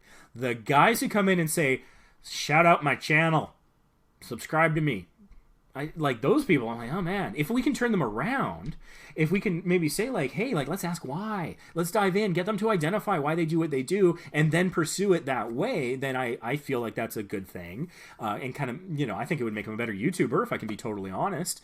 But those kind of people who are like, oh, how can I game the system and make tons of money? I want to be a millionaire and I want to be lazy at it or whatever. It's like, I gotta try and I try and believe that everyone has a good purpose behind that, and they're just approaching it with a lack of finesse, and they're not expressing themselves well. But every now and then you just run into somebody and you're like, no, I think you're a jerk. You're a lazy jerk who wants to get rich. And I don't think those people join these live streams because this is work. You got to put in the time to learn, to have this conversation, to work with other people. You got to be open, all those sorts of things. And so people like that, I love seeing y'all succeed. And so having you here, I'm so grateful. It's really, I enjoy this a lot. Let's see here. Finding it hard to reach targeted audience. Suggestions. That's a good one. How to reach a targeted audience. Well, the possibly easiest but most expensive route is just take out ads and target the audience that way. How to target... See, there's two parts to that question, because you got to find out what your target audience is. So if you know what it is, knowing is half the battle, as G.I. Joe used to say. I'm not a G.I. Joe fan. I was a Transformers guy. I'm actually still selling some of my old Transformers. Anybody want a Monstructor or a Bludgeon Pretender? I don't know that I want to ship, though. I try to sell locally in Vancouver. Anyways. All of my different ways to try and make a buck. Well, that's really not what it's about, but I just, I like seeing things happen. Like, I like seeing these toys go to collectors who will care for them, more kids who will enjoy them. So that's really what it's more about. I just don't like being scammed in the process. This guy in Florida, he's emailing me constantly. Do you ship to Florida? And can you sell it at half the price? I'm like, you want me to incur more cost and take less? No, just no. Anyways, finding your target audience is half the battle. So I did a video. It was part of a live stream, and there's a video clip of it here on the channel that I would recommend that maybe you go watch later when I'm done, where I talk about Facebook ad analytics, where you can learn about kind of your audience, and some of the things that that people can do is you can also try to understand what your current audience is, so you know who you're targeting. I want to be careful in how I do this, so just give me a second to get prepped on this. But let's talk about understanding our audiences. YouTube does not like it when you share revenue information, so I'm just trying to get to the right screen so I can get past anything that shows revenue, so I can actually talk about this without pissing off YouTube, because I like to follow the rules. What do I want here? Yeah, it's still showing revenue. Okay, let's see if this works.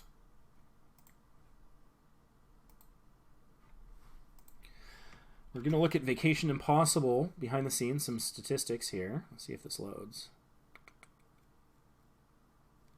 Yeah, here we go. Cool. All right. So one of the things you can do under your watch time analytics is you can look at who your audience is by geography. Now remember that watch time is king metric of all when it comes to YouTube. So they always sort things, almost always sort things by watch time. What's getting you the most watch time? So by watch time, which conveniently also seems to align with my views, my premium watch time, formerly YouTube Red, and duration even, the United States is the country where my audience is.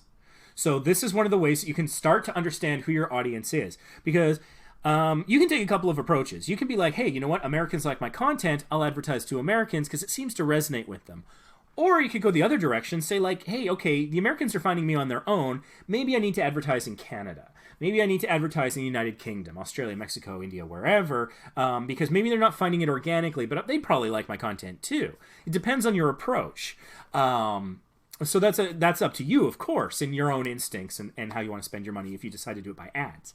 But I cover cruises and travel mostly in North America and a little bit in Europe. So it makes sense to me that the US would be the highest because they have 10 times the population of Canada. They travel more, than they're probably more affluent than the average Mexican, unfortunately.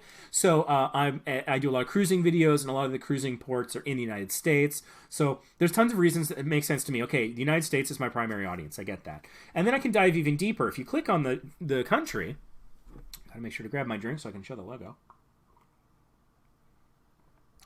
And it's also worth noting, this is the last 28 days. So this isn't the whole lifespan. It's not even an entire month. This is the last 28 days. Since March 21st to April 17th, this is what my audience has been.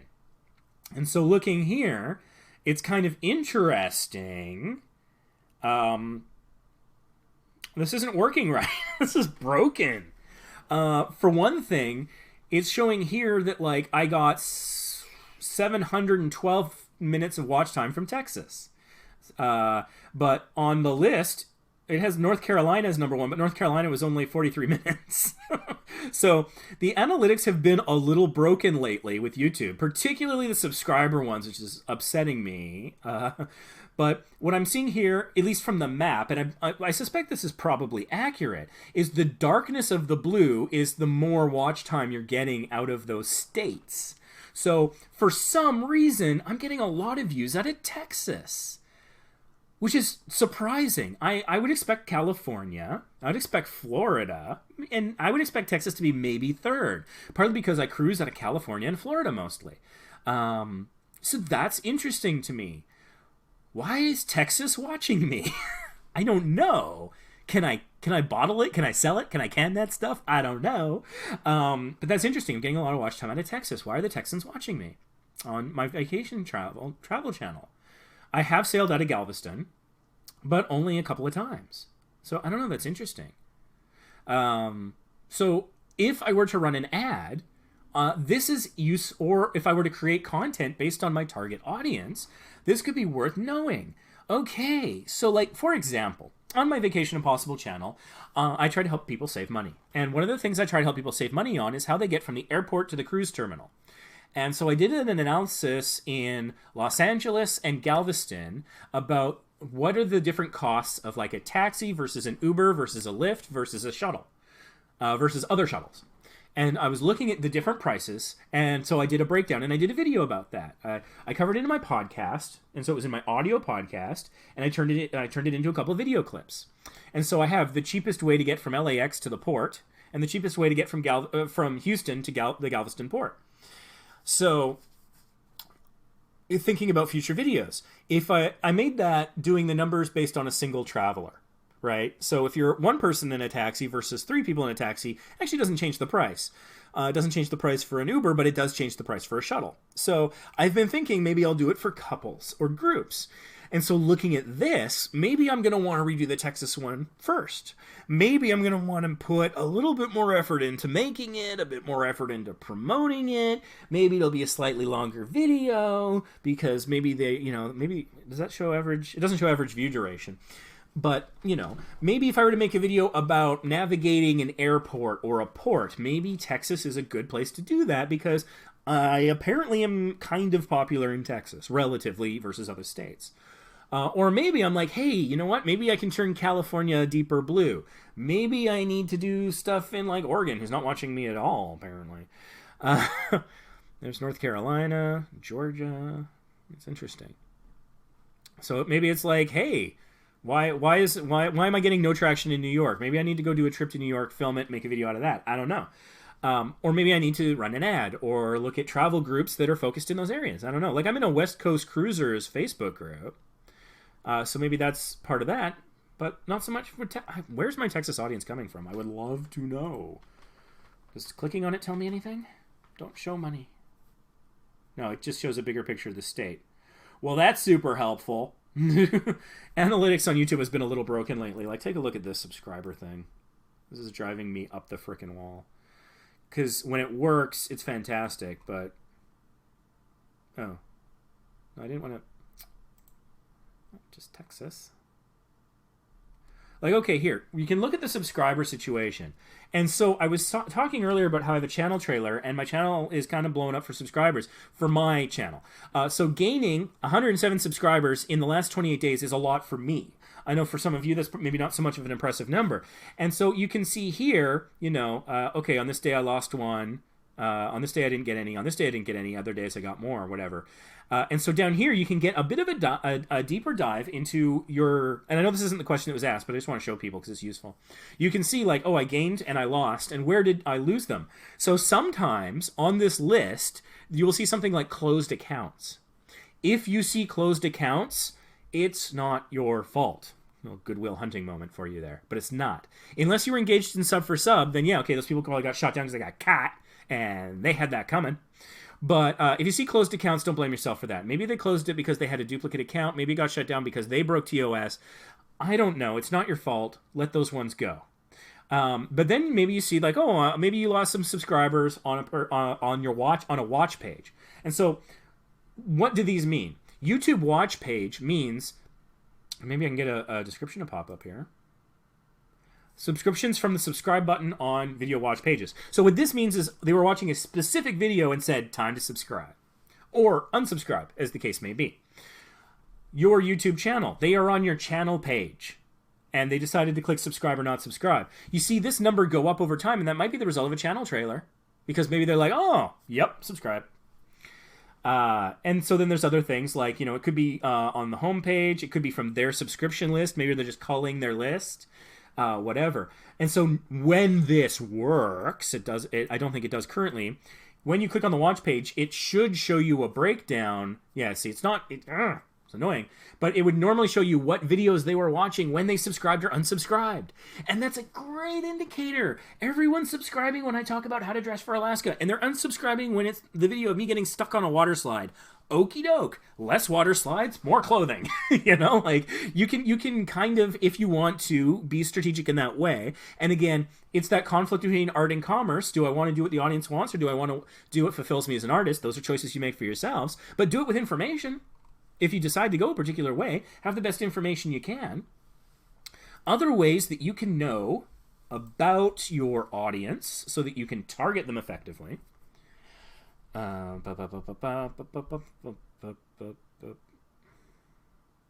minute, that's not what I'm... What am I showing here? Okay, good. Sorry, just trying to navigate carefully. Don't want to piss off YouTube.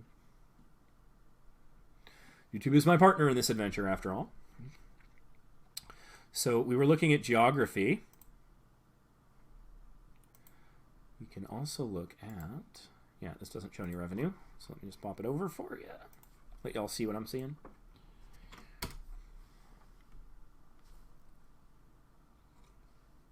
You can also check at gender split and age split. So under demographics, you can see here that, you know, you can kind of see how the genders and the ages impact my audience. So, for example, I get more watch time out of people aged 35 to 44 than I do any other.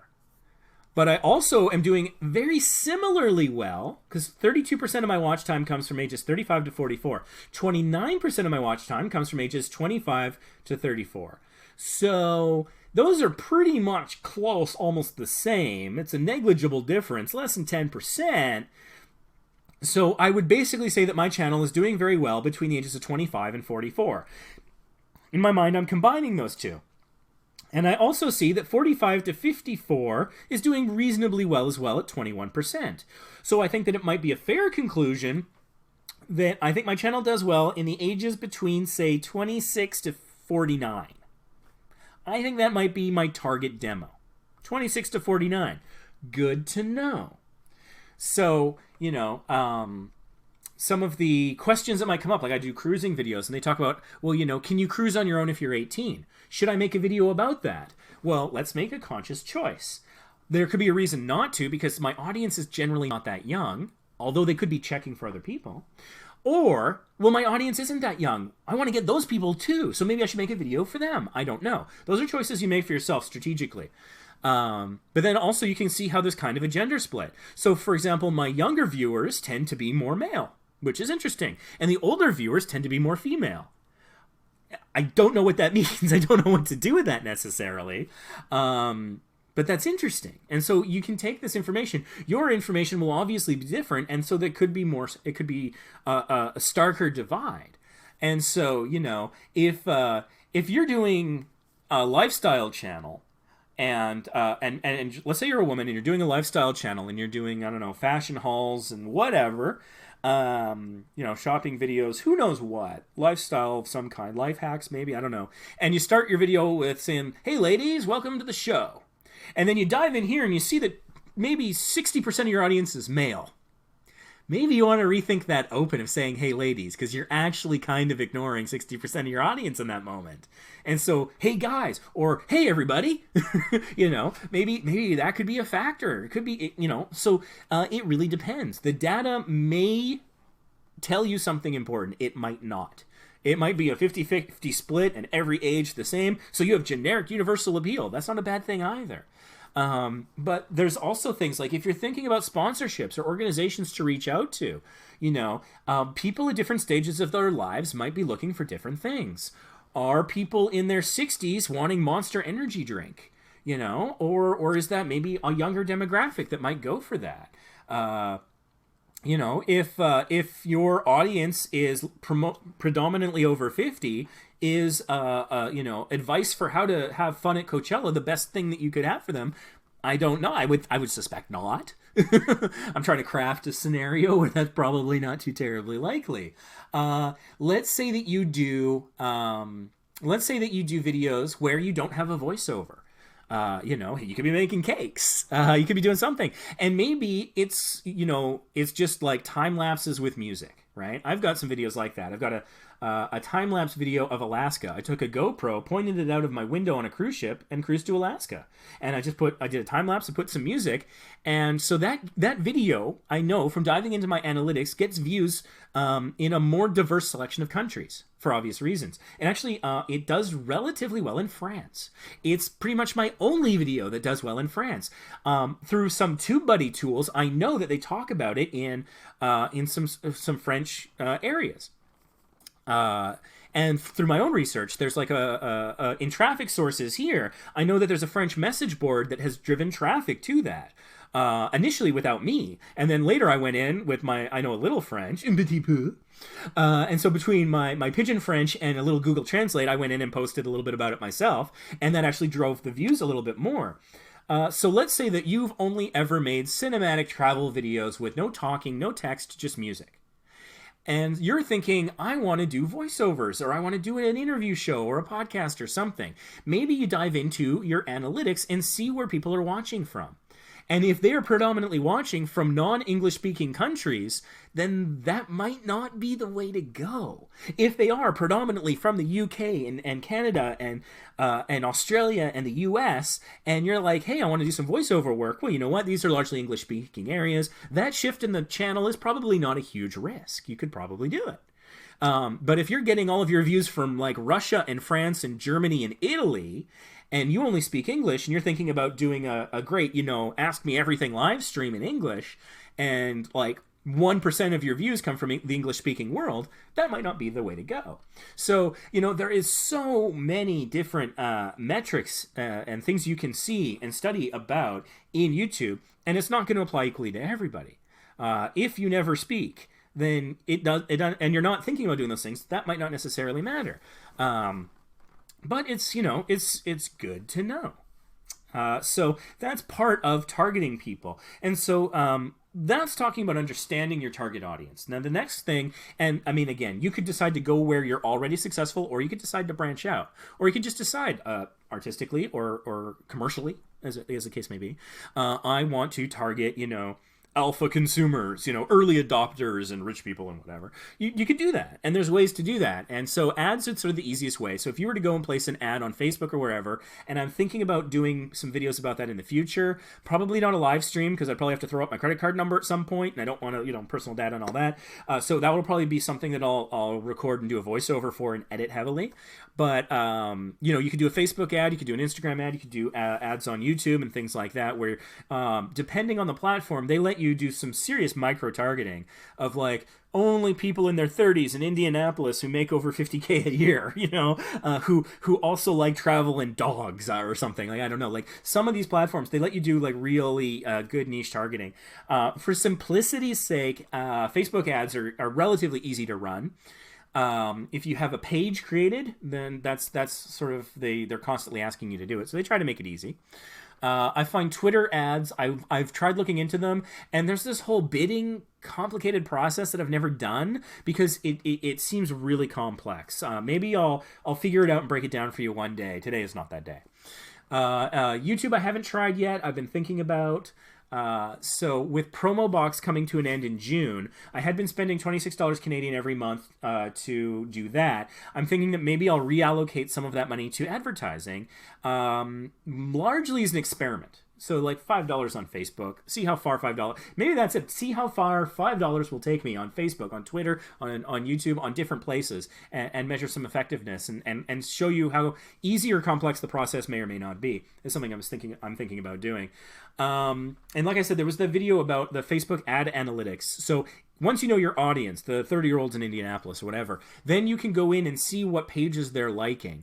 And maybe if you like those pages too, you could like them, you could interact and try to, have funny or helpful comments. Don't spam. Please don't spam. But you could do different versions of that to try and understand what your target audience is, where they are and what they're into, try to be where they are, and engage in a way that provides value, not you know, just naked avarice, go subscribe to my channel. Do it in a way that's like, you know, someone's asking, hey, how do I do this? How do I level up in this video game really quickly? I've got a video that'll help you. Let me know if you would like a link. You know, something like that. Or, hey, you know, you do it by this crouching trick. I can show you how, just let me know. And they're like, oh, wow, no, I didn't know about that. Yeah, please, can I get the link? There you go. Things like that. I don't know if that fully answers that question, but it's certainly some thoughts about reaching a targeted audience. I made an animated watermark with a workaround I came up with. Okay. Watermarks are good. Animated is good. Happy Friday, everybody. Yes, this is the month of Fridays. This is my second to last Friday in the month of Fridays. This might be my second to last live stream of the month. I might be taking a break from live streams after this month. I am not sure. I'm thinking about it. But just trying to think exactly how I want to use this channel to help people and how much time I want to invest in this versus other projects I'm working on. So one of the things I probably will be looking at is some analytics. I'm going to be looking at, you know, who's giving, or not who, but like were live streams getting a lot of thumbs up? You know, were they getting a lot of comments after the fact? Were they getting views after the fact? Were they triggering people to subscribe or unsubscribe? And those are ways of telling me if they're providing value to you, if they're good for the audience. Like, it's great, everybody in chat, but I'm sure that there have to be also lurkers out there too, right? And we love lurkers too. I mean, I'm happy to have anybody watching. And I'm hopefully providing value to people who I will never know their names or their channel names. And I think it's kind of cool. I like that, like the invisible force multiplier that, you know, you did something. And like YouTube is so much about that. Like anything that helps people, you're never going to know the full extent of who you've helped. And it's kind of cool. I kind of like that. It's altruistic in a way because, you know, maybe, you know, they'll watch an ad or something or buy your product, but in all likelihood, they'll probably never buy anything. And maybe there'll be an ad, maybe there won't be. I mean, this is a non-monetized channel.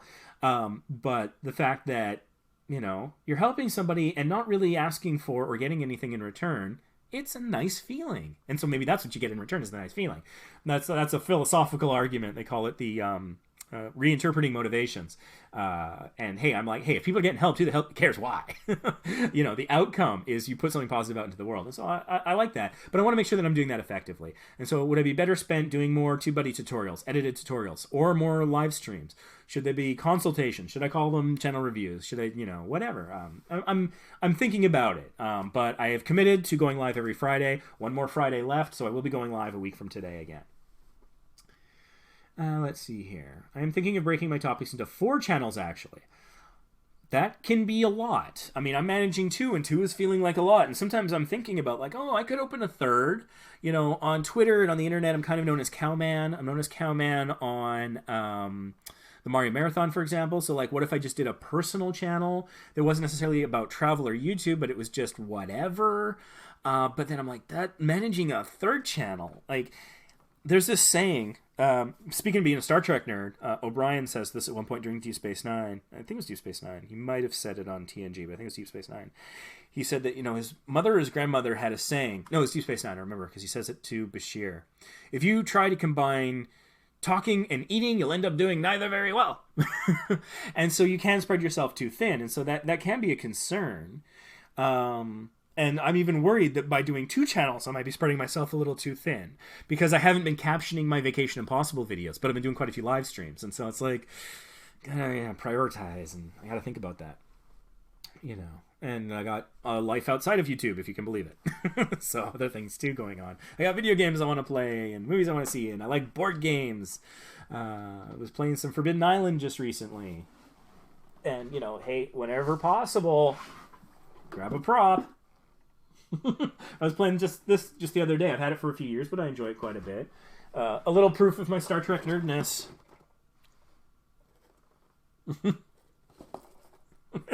Turn that into a thumbnail. Meme me if you like. So there you go. Street cred for the tabletop community. I on Indiegogo, I backed Tabletop Season 3 on YouTube, so maybe I should wear that t-shirt. Right now I'm wearing Master Moo's shirt, as I generally do for live streams and podcasts. Sometimes I wear my Cinemassacre one, just because I like supporting other channels. And so Master Moo of the Moo Crew, let me see if I can get the back here. Problem is I can't really see if I'm getting that right. Moo Crew. He's a great guy. He's in the Small YouTubers Facebook group, and so he does a vlog nearly daily, if not daily. And so there's somebody that I think is a great guy in the community. And he sent me this T-shirt because I won a contest I didn't even know I was entered in. I think I had commented on one of his videos, and I didn't realize he was running a comment challenge or contest at the time. So it's a funny story. I'm in Puerto Vallarta at the mall next to the cruise terminal, scamming on the mall's free Wi-Fi, and I get this Facebook message, and I'm on my Surface, so I'm actually able to look at it. I do not have Facebook Messenger on my phone. That is like a mental health thing. I get so many Facebook messages, and so many of them are so toxic that I just don't, I will only do it on a tablet or a desktop, and so I sit down and I'm choosing to expose myself to Facebook messages. That's why when Joseph F. Borg said he wanted to reach out to me, I recommended email or Twitter, because Facebook, I got a signal to noise ratio problem there because of the Small YouTubers Boost group, and everybody's like, why did you do this thing that makes total sense? So anyways, so I'm in the mall and I get this message. He's like, hey, you won the contest. And I'm like, all right. And I get I get so many messages, people who want me to shout them out or promote them on the Facebook group or wherever, hey, approve my post right now. It's been 30 seconds. What are you doing?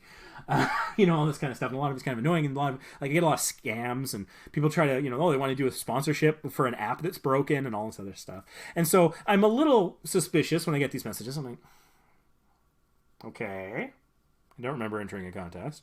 He's like, go to this website and pick something and I'll send it to you. And I'm like, okay. And so it was clothing stuff. And so I liked this design because, I am cowman on the internet, and it's a samurai cow. So I said, I was like, oh, hey, I love the samurai cow thing. I'll take that into medium, either as the hoodie or the t-shirt. Your choice, man. And then he was like, oh, what's your address? And I'm like, ooh, this is where I get uncomfortable. But I checked out his channel, and I checked out the guy, and he seemed fairly okay. So I'm like, oh, I'll take the risk. I'll give him my address. And then he sent me this t-shirt, and I love it. So I wear it. That's my story. And so that's just kind of cool. So generally don't believe in contests, but I don't know. This one worked on me. Free stuff is cool.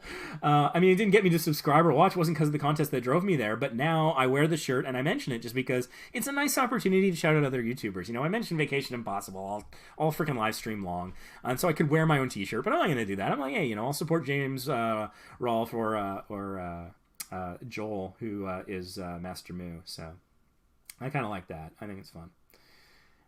So I should wear my tabletop one sometime, because they're YouTube too. Since you discussed my thumbnail for my lactose intolerance video, the views have rolled in, gone from less than 200 to nearly 350 in a couple of days. So did you change the thumbnail, or was it just the fact that I pointed it out?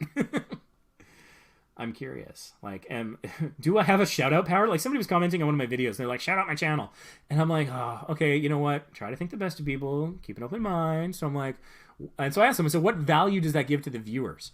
Well, it gives value to me. It promotes my channel.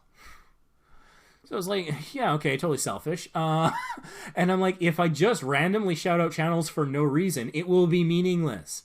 I could tell you to go check out any channel, but if it's just because a random number generator told me to say the word, or because somebody asked, you have no reason to do it, do you? I don't think. Now, if I tell you that I like Max Hickson's channel because his music is great, if I tell you that I love Brett Westgore because his videos are hilarious, that means something. But that's not going to come because somebody commented on a video. I'm not going to go check out every channel that comments. I don't have that kind of time. So, those are my thoughts on doing shout-outs on this channel. If it's a shout-out that has meaning, then it can have meaning because, oh, Ray likes that music, says it's professional, maybe I'll check it out. Ray thinks that guy's funny. I like some of Ray's jokes, maybe I'll like this guy's channel too. That gives value, that makes sense, But just doing it to do it, comment, and the funny thing is, I try to keep an open mind. So in the Facebook group, someone's like, hey, comment your channel below and I'll give you a shout out. I'm like, all right, I'll take a shout out, I'll play along. Partly because then they might come back and they'd be like, you have to subscribe first. And I'm like, oh, well, sub for sub is a no. Sorry. Subscriptions are not currency. Sub for sub is straight up wrong. It's against the rules. Get your channel shut down. And so it's a rule number 1. The Facebook group will ban you for it. Selling subscribers, likewise, straight up wrong. If you don't believe me, check the rules pinned announcement in the Facebook group, and I've got links to the YouTube policies that tell you why sub for sub and selling or buying subs or channels is not allowed. And then you get into the murky area. Subscribe and I'll make you a banner. Subscribe and I'll enter you into a contest. And I'm like, that's close enough to wrong. I might not ban you for it, but I'm not approving that post. I'm deleting that crap. Because then you're just using an intermediary. Like, yeah, you can't sell subscriptions for money, but could you do it for Bitcoin? Could you do it for a favor? Could you? It's not currency. People ask me, why don't I make my subscriptions public?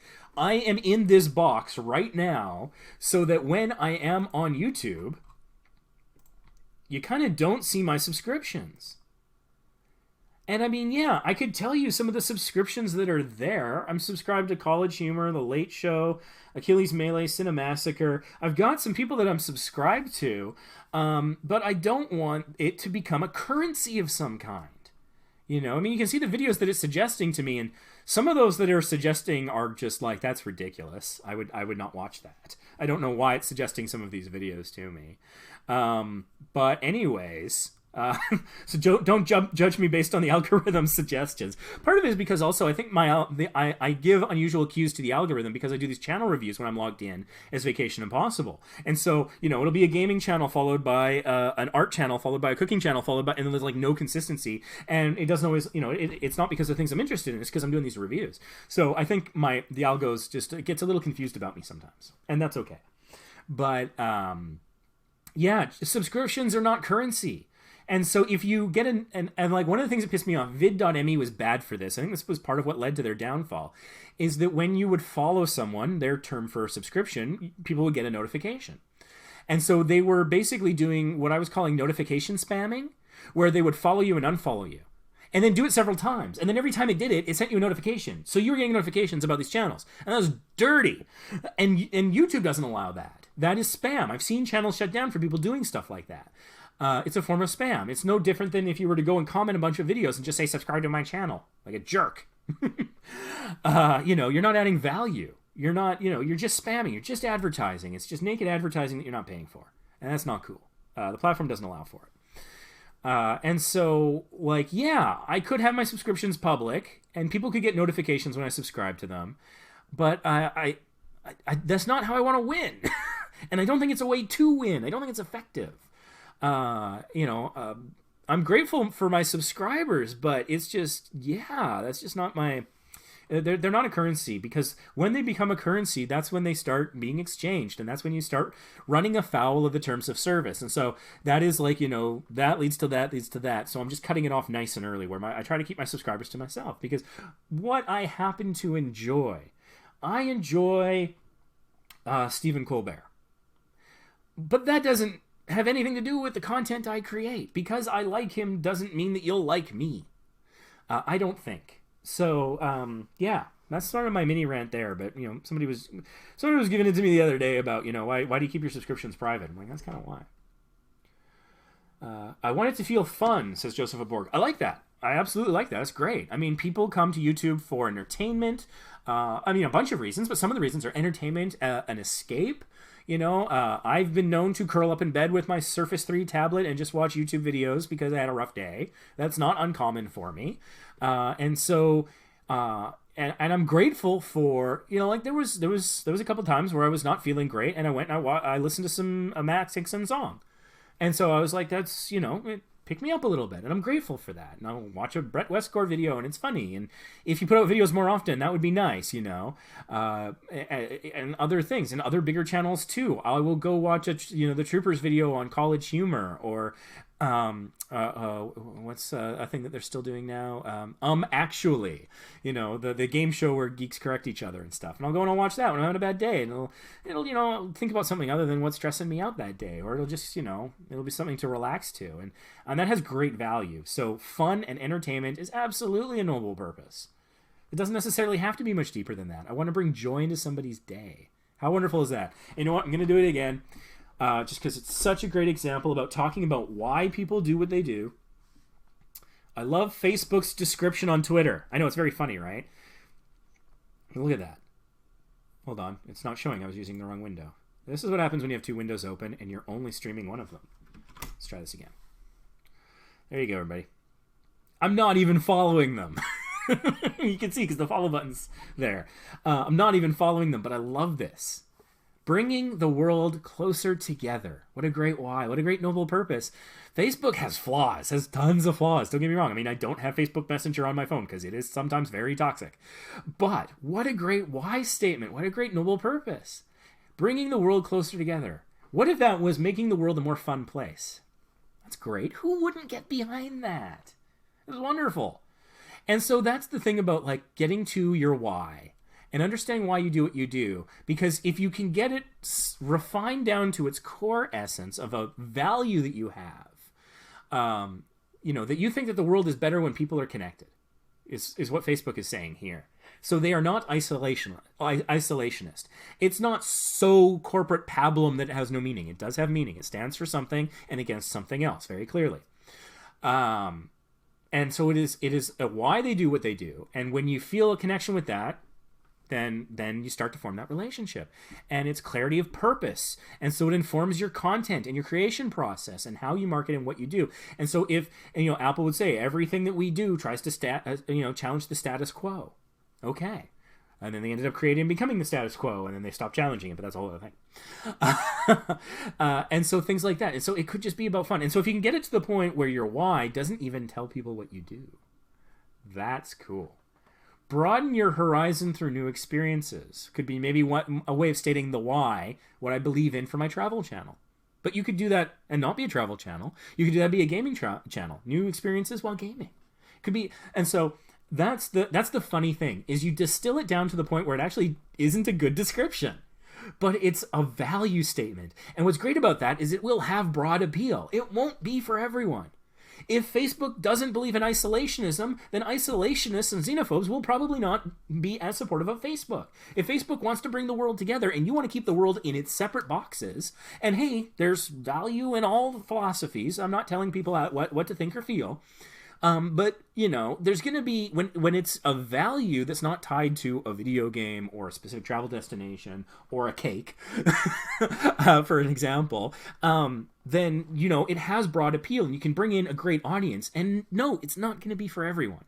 If you try to target absolutely everyone, if you try to run a Facebook ad that targets everyone, it will pop up and say, this is not going to be effective. This is not a wise idea. We will take your money, but we recommend you don't do it this way. And so stand for something. And yeah, it's going to alienate some people. But if you're not standing for something, then you're not standing for anything and no one will stand with you. That sounds kind of good, right? That kind of came out okay. Improvised that. And so maybe you stand for fun. Fun is a great thing to stand for. Carnival Cruises is all about the fun. And I am a huge fan of theirs. I'm a true fan when it comes to them. So fun is a great thing. I think we'll remove the Joseph of Borg and spread out the text. Yeah, that's cool. That's what I'm here for.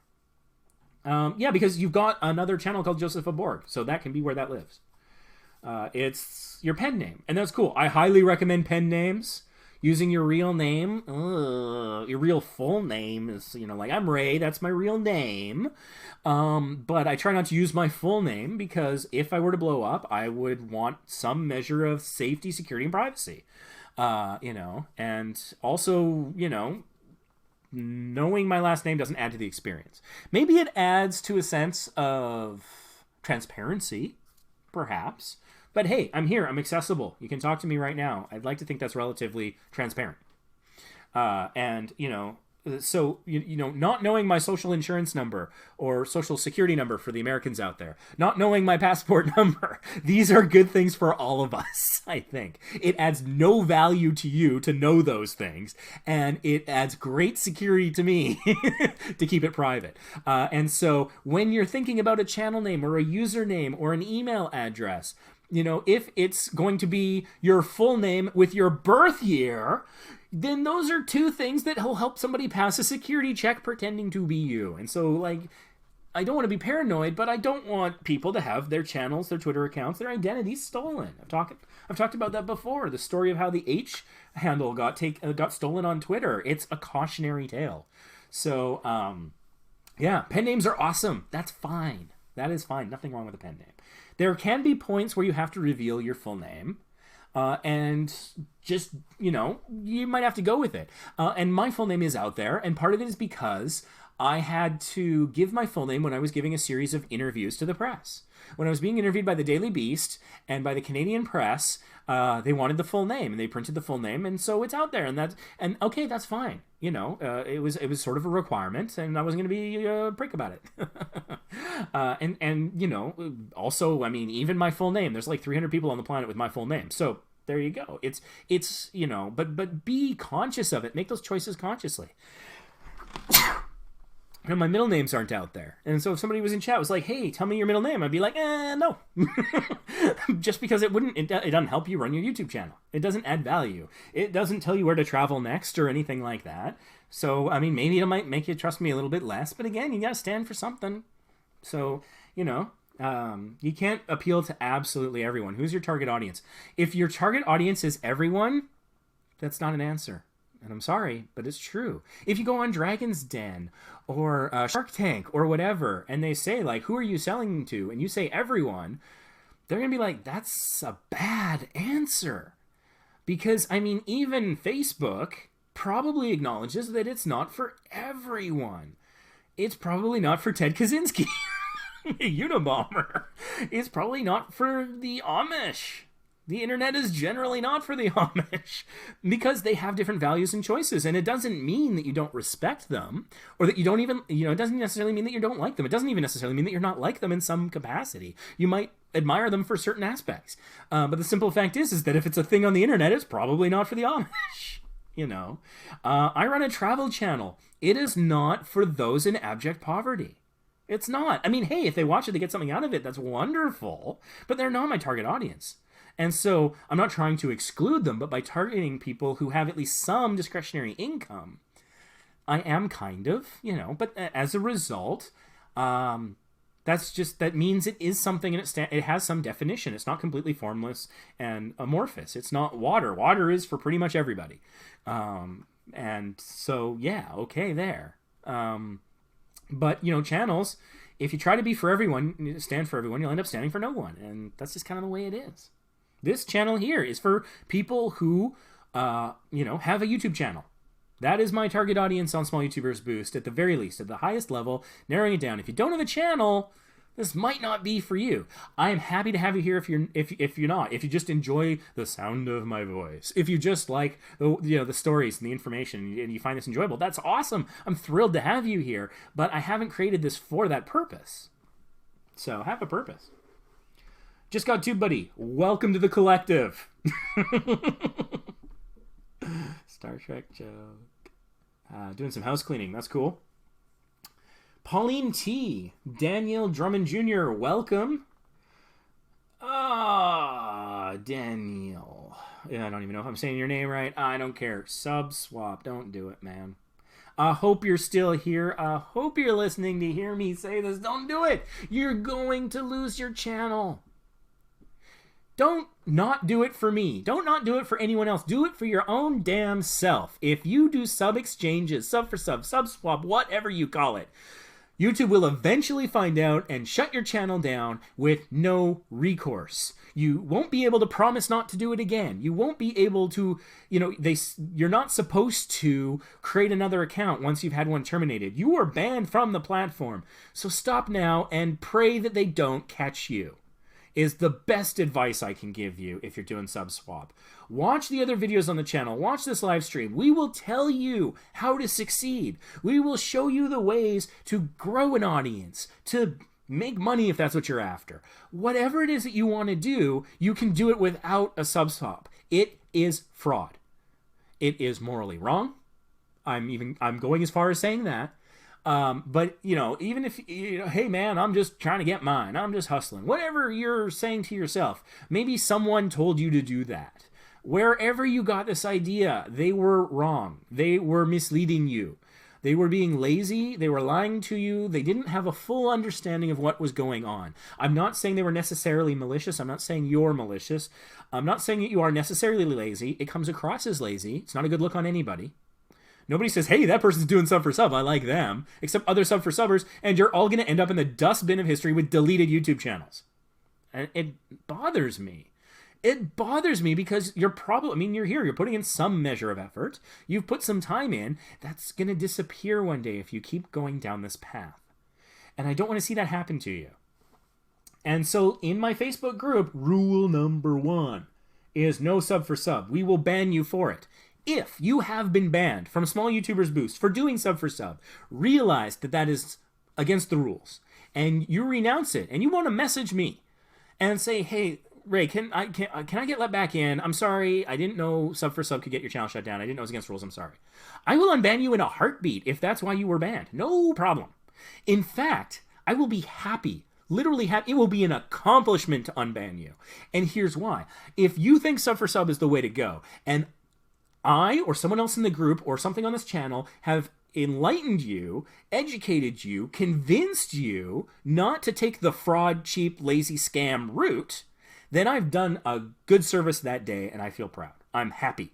I'm happy to let you back in. I'm happy to see you become the most popular member and the most successful channel. But if you continue to commit yourself to the lazy fraud, I can't be a part of it. I can't be any part of it. I'm not going to risk my group, my channel, and I'm not going to risk you convincing other people to do this because it will cost them their channels.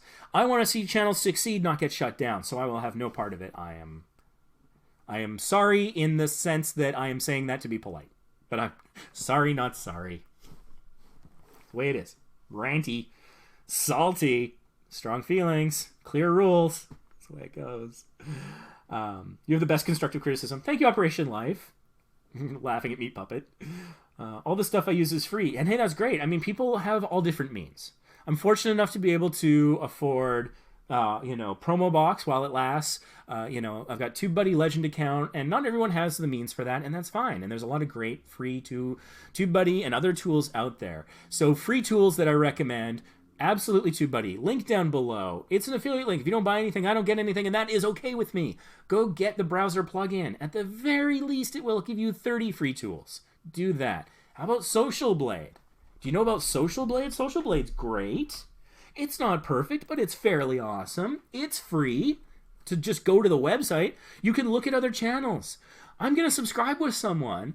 I'm going to collab with someone maybe, but maybe I want to know a little bit about their channel. Now, I would hesitate. I would advise you not to judge people by their channel size, and you don't need Social Blade for that. The About page on their channel tells you that, how when they started, the size of their audience and their subscriber growth. So don't worry about that, but maybe see, what channel type are they? Are they consistently travel? Are they consistently games or people or education or automotive?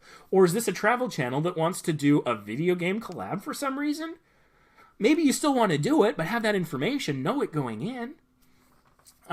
You can see things here like their recent growth. So you can go to YouTube and look at how many subscribers they have, but you don't know when they got those subscribers. The TubeBuddy browser plugin can show you that through Channelytics. You can also see it here for free.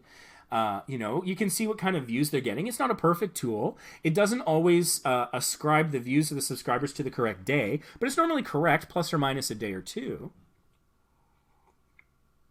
You can see how they've done monthly in the past, and this is more so, because most of the stuff you can get with, TubeBuddy, which I recommend. But what Social Blade gives you an estimate of the range of income that your channel could be making were it monetized.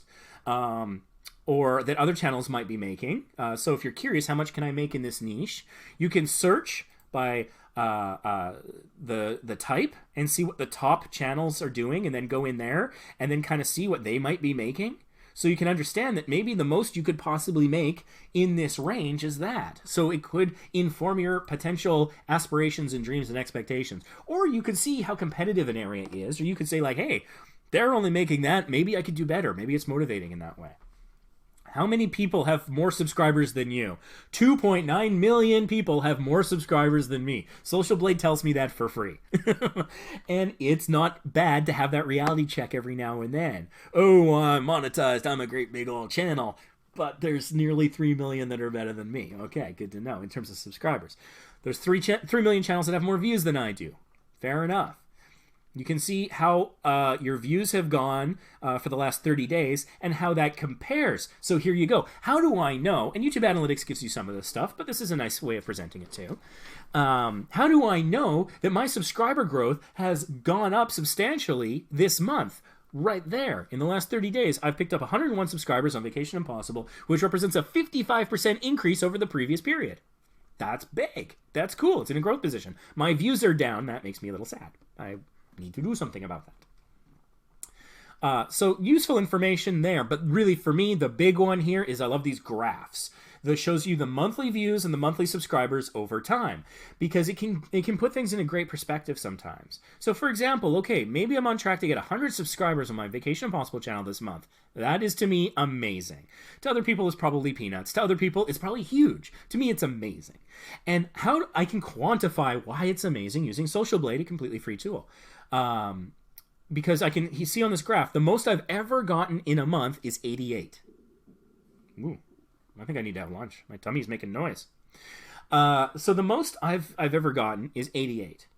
And so if I'm set to get 100, record setting, right? But let's say I get 79. Maybe things taper off towards the end of the month. We're only partway through the month, a little over halfway through the month. Maybe I get 79. Oh, I didn't get the 100.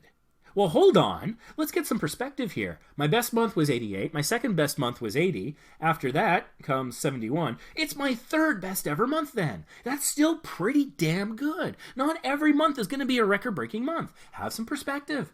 Stay positive. So see the trends. Okay, look, my viewership, it dropped down, pushing towards November and then pulled back up again. Is there a seasonal component to my channel? You can see that here on Social Blade, along with other useful things. You can get some future projections, which is fun. I like the future projections. It's just an estimate. But I like looking at here, look at where you're at. Where am I going to be at possibly in 5 years? Okay, 61,000 subscribers. Mind-blowing. 21 million views in 5 years. It's amazing. Wow. How could that not be motivating? And maybe those numbers are actually really small. Maybe they're depressing. But maybe that's the time to say, hey, look at this curve. I am going to walk out on that curve. I'm going to grab it and pull it up by posting a new video, by captioning my videos, by getting TubeBuddy, by listening to Ray. Maybe not that last one. By getting a channel consultation, channel review, making some changes, see how the curve changes, and it's up to you. Choose to be positive. Choose to be happy and motivational. 61,000 subscribers in 5 years. That's amazing. Could I get that projection up to 62? What could I do to do that? Maybe I should. Okay. I also like the subscriber milestones, partly because it gives you an idea of when you might be unlocking functionality. So, for example, 10,000 subscribers gets you Teespring integration. So maybe I want to start selling t-shirts. When am I going to be able to do that right on my channel where it's integrated into the interface? Okay, 10,000 subscribers. I'm looking at February 3rd of 2021. Okay, so maybe I want to have some t-shirt designs ready, but I don't need to do it now. I could do it in, say, January of 2021. So you can use that for some planning, some goal setting, some motivational purposes. There's a lot of useful stuff, completely free. The guy who made Social Blade, his name is Ergo. He's a strong supporter of the charity, the Mario Marathon. He's a nice dude. So I also like supporting it because I know that the guy behind it is a nice guy. That's not a bad thing. So you can also compare. Now, again, I caution you to, do this in a way that is hopefully positive. Don't use this to say I'm better than you, but maybe to understand how your different metrics are going. Small YouTubers, plural, boost. So I'm going to compare my primary and secondary channel. Let's see what's going on. Okay, so Vacation Impossible's in the red, Small YouTubers Boost is in the blue. So you can see here that, Small YouTubers Boost didn't really exist until I already had 650 subscribers on my primary channel. So, I didn't feel like I was in a place to give advice until I had some measure of success on my primary channel. And so that's when it, kind of came on the scene, got 33 subscribers, and you can kind of see, all right, it didn't, not a lot of growth happened here on Small YouTubers Boost, but there was solid growth on my Vacation Impossible channel. What does that tell you about me? If you were to investigate my techniques and tactics or how I was focusing my time, clearly, during that flat blue period and that angling up red period, I was doing nothing with Small YouTubers Boost, and I was focusing my efforts on Vacation Impossible. And then you can see I start to invest a little bit here in Small YouTubers Boost, and it's kind of taken off. In terms of subscriber growth, you can also look at the views. Well, look at that. If I were to think about let's pretend that both of these channels were monetized, and I was in it for the money. Let's pretend. And so I'm going to make a video today. Am I going to make a video today for Small YouTubers Boost, or am I going to make a video for Vacation Impossible? And I want to make money today. Which one should I do? Well, clearly, the views that I'm getting on Small YouTubers Boost are so small, they barely register versus Vacation Impossible. So if I wanted to make money, if that's what I was in it for, I'd shut this live stream down right now, and go get a video out on Vacation Impossible and make it rain. Get that, dollar bill, y'all. Like, that's what I would be doing if I was in it for the money. So Social Blade can help inform you in those different ways. Estimated earnings, stuff like that. This is kind of cool. I like this one. The daily averages for subscribers. These are the subscribers that you got in any given day. And so, okay, we just saw that my views on Vacation Impossible are the stronger performer. But for subscriber growth, look at that. Small YouTubers Boost is doing better. It had a day, kind of getting the thing on the thing there, where it picked up 25 subscribers in a day on March 12th. That's amazing. What the hell was I doing on March 12th? I should go back and look if I wanted to grow the subscriber base of this channel. And I do, because I want to play with the community tab. So do please subscribe so that we can do some community tab experimentation on this channel. But, okay. And like the best ever day for Vacation Impossible, it's on 9. What do we got? Get on the dot. 10. Looks like I think another 10. Yeah, that's a 10. So, you know what? I thought Vacation Impossible had an 11 day, but I'm not seeing it here. So I think the best it ever did was 10, and that was a while ago. What did I do on those days? Oh my gosh. Vacation Impossible lost. Get on there. 3 subscribers that day. What the hell did I do that day? This can be useful information. So I know Small YouTubers Boost can grow subscribers at a faster rate in spikes, but generally Vacation Impossible does better. And here are those projections I talked about comparing against each other. So, okay, maybe, what if the line was to cross at some point in the future? Like, that could maybe adjust how you allocate your time, or adjust your expectations, keep them reasonable, and views. So here we go. If I keep doing what I'm doing, I'm going to get 2 million views, by 2024 here on Vacation Impossible, but only 120,000 on Small YouTubers Boost. It's just kind of cool. Free tools, man. Why not use them? Look at the top lists. Look at the other things. It's kind of useful. And Social Blade can also give you information for Twitch, Facebook, Instagram, Twitter, Dailymotion, and Mixer. The Instagram one doesn't work great because they locked down the API after the whole Russian hacking thing with Facebook and everything. So that one's not so great. But hey, free stuff. Use it. Thanks to your recommendation, our channel audience has grown. I believe you. Now I want to see it. Social Blade. Let's take a look. If you use Social Blade too much, you'll think you're trying to flood it, and so this will come up from time to time. Just a moment to take a breath. Let's take a look at how Operation Life has been doing. Okay, C+ channel rating, which is a Social Blade thing. This is kind of weird. It's showing 0 views, and it's saying that's an increase, so that's glitching out. Don't believe that. Subscribers for the last 30 days, 164, up 526%. That is awesome. If I had anything to do with that, that is amazing. So that's cool. Look at here, monthly views. You're pulling in some good view numbers. Monthly subs, you got 700 subscribers in 1 month, man. That's awesome. But here, let's look at the detailed statistics, because I want to see how he's been doing recently. And sort of over time. So, like, looks like there was a little thing here where he also lost 300 subscribers in a day, so that looks a little problematic in the past there.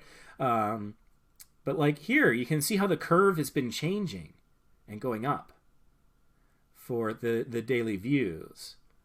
Or not, the total views, not the daily views. The daily views, been having some spikes here.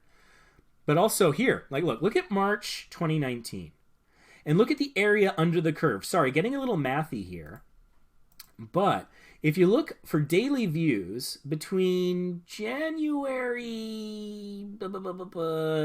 middle of January of this year, and say March 4th of this year, there's not a lot of area under that curve. There's little bumps here and there, but not a lot. And then it starts to take off, right? And now in your mind, try to picture if this curve was smoothed out to a curve. And you see, basically, like the area under the curve is increasing as an average. It's going through ups and downs, and every channel does, but it's trending upwards very nicely. So that's good. Average views and stuff like that. Daily subs.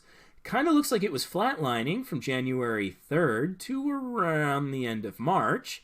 But then look here, it's curving up nicely.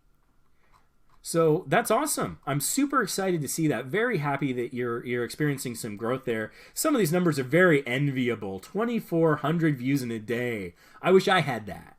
That would be an amazing day for me.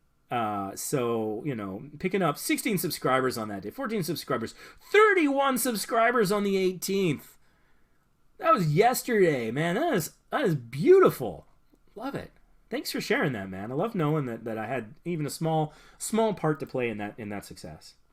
Thanks so much for the input. Can't wait to get busy. Yeah, I love that. When I watch some Roberto Blake videos, and I'll be like, I gotta get to the end of the video. I'm so excited. I gotta go do things. Like I love the fact that maybe I can inspire that in some other people. Super excited. Joseph Borg 600 subs. Nice. Looking for Jimmy Buffett meets the Borg. I don't know what to make of that. I'm in Arizona. Arizona's not even showing. Oh, yeah. If you're talking about the YouTube analytics, it's been broken lately. I hope they get that fixed. If I'd only chosen one of my hobbies, I don't think it would have stood out in a crowd, but the niche is still smaller. This is Digging with DJ. If I'd only chosen one of my... interesting. YouTube's recommended channels have been having issues lately. Yeah, I've heard about that. TubeBuddy saved me so much time. It's ridiculous. Yeah, it really is. I mean, even the free version. I mean, the paid version saves even way more. But it's... I'm glad that that's working out for you.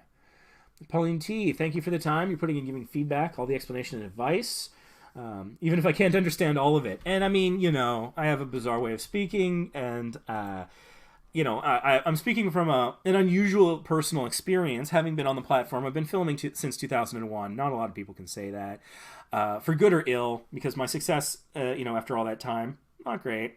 I do highly recommend the paid version. Find out what the viewers want. Absolutely is a good idea. Very tactical. But, you know, we're all on our own different journeys. And so I talk about info cards like you know what I'm talking about. I talk about end cards like you know what I'm talking about. I'm talking like, you know, our first question in this live stream is what is the algorithm? And how many previous live streams have I just been like, well, you know, the algorithm does this, making this assumption. And so I try to, you know, make it accessible for all types. And so that means sometimes I might be talking with a lot of assumptions, but, you know, we'll eventually get there. And so hopefully also some of these live streams will have rewatchable usefulness because, oh, okay, now I've learned a little bit about info cards or end cards, the algorithm. Maybe go back and rewatch it, and then it'll maybe make more sense. Or the little clip videos of this that I try to put out. I'm not sure if I'm going to continue doing that, and this is why I wish I had the community tab, because I want to ask the viewers of the channel, not the Facebook group at large, but the viewers of this channel, people who are actually here. You know, I want to find out, should I keep making those clips? Are those valuable to you, or is it just repackaging content? I don't know. Is it great being able to go straight to that topic or be reminded of it? Is that a time saver? Does that add value, or is it like, God, Ray, just do something original? I don't know. So I'm kind of curious about that stuff. Anyways, been going for 2.5 hours, and my tummy is a rumbly. My tummy is rumbling, and I think I'm starting to make less and less sense. Let's see, digging with DJ. My channel is how to pursue these hobbies on a budget without breaking the bank. I got TubeBuddy in March. I've transformed my thumbnails on a third of my videos. Cool. The reminder is always great. Oh God, I love the what is it in TubeBuddy? The checklists are cool, but it's really the best practices. I love the best practices so much. You know, everybody goes on about how keyword suggestions are great, and they are. They're nice. But for me, the sort of reminder from best practices is so much more useful to me. Dealing with DJ, that's cool. Glad to see that you're putting it to use, let's kind of take a look at you on Social Blade for a second here. I'm going to be wrapping up the live stream. Been going for 2.5 hours, and I need to have some lunch. It's 2:30 where I am, so I'm late for lunch. All right, let's take a peek. Look at that nice curve. So, like, since October, your monthly views have been nicely going up. Nice progress there. That's definitely something to feel good about there. So, yeah. Anyways, thanks everybody for joining us. Hopefully, I think I was able to get to most people in chat. Maybe not a full channel review or a consultation, but hopefully some advice. Yeah, best practices are great.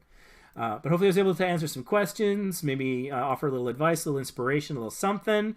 So thank you so much for being here. If you're not subscribed, please do. If for no other reason, because I want to start playing with the community tab. And so I want to get to 1,000 subscribers here so we can start doing some experimenting and seeing how that works. And I can show you that. And yeah, so what I try to end all of these live streams with a challenge. I want something actionable. Because, Vacation Impossible, in the style of Mission Impossible, I want to give you a mission. And honestly, I think your mission, if you choose to accept it, is go to Social Blade and take a look at your channel.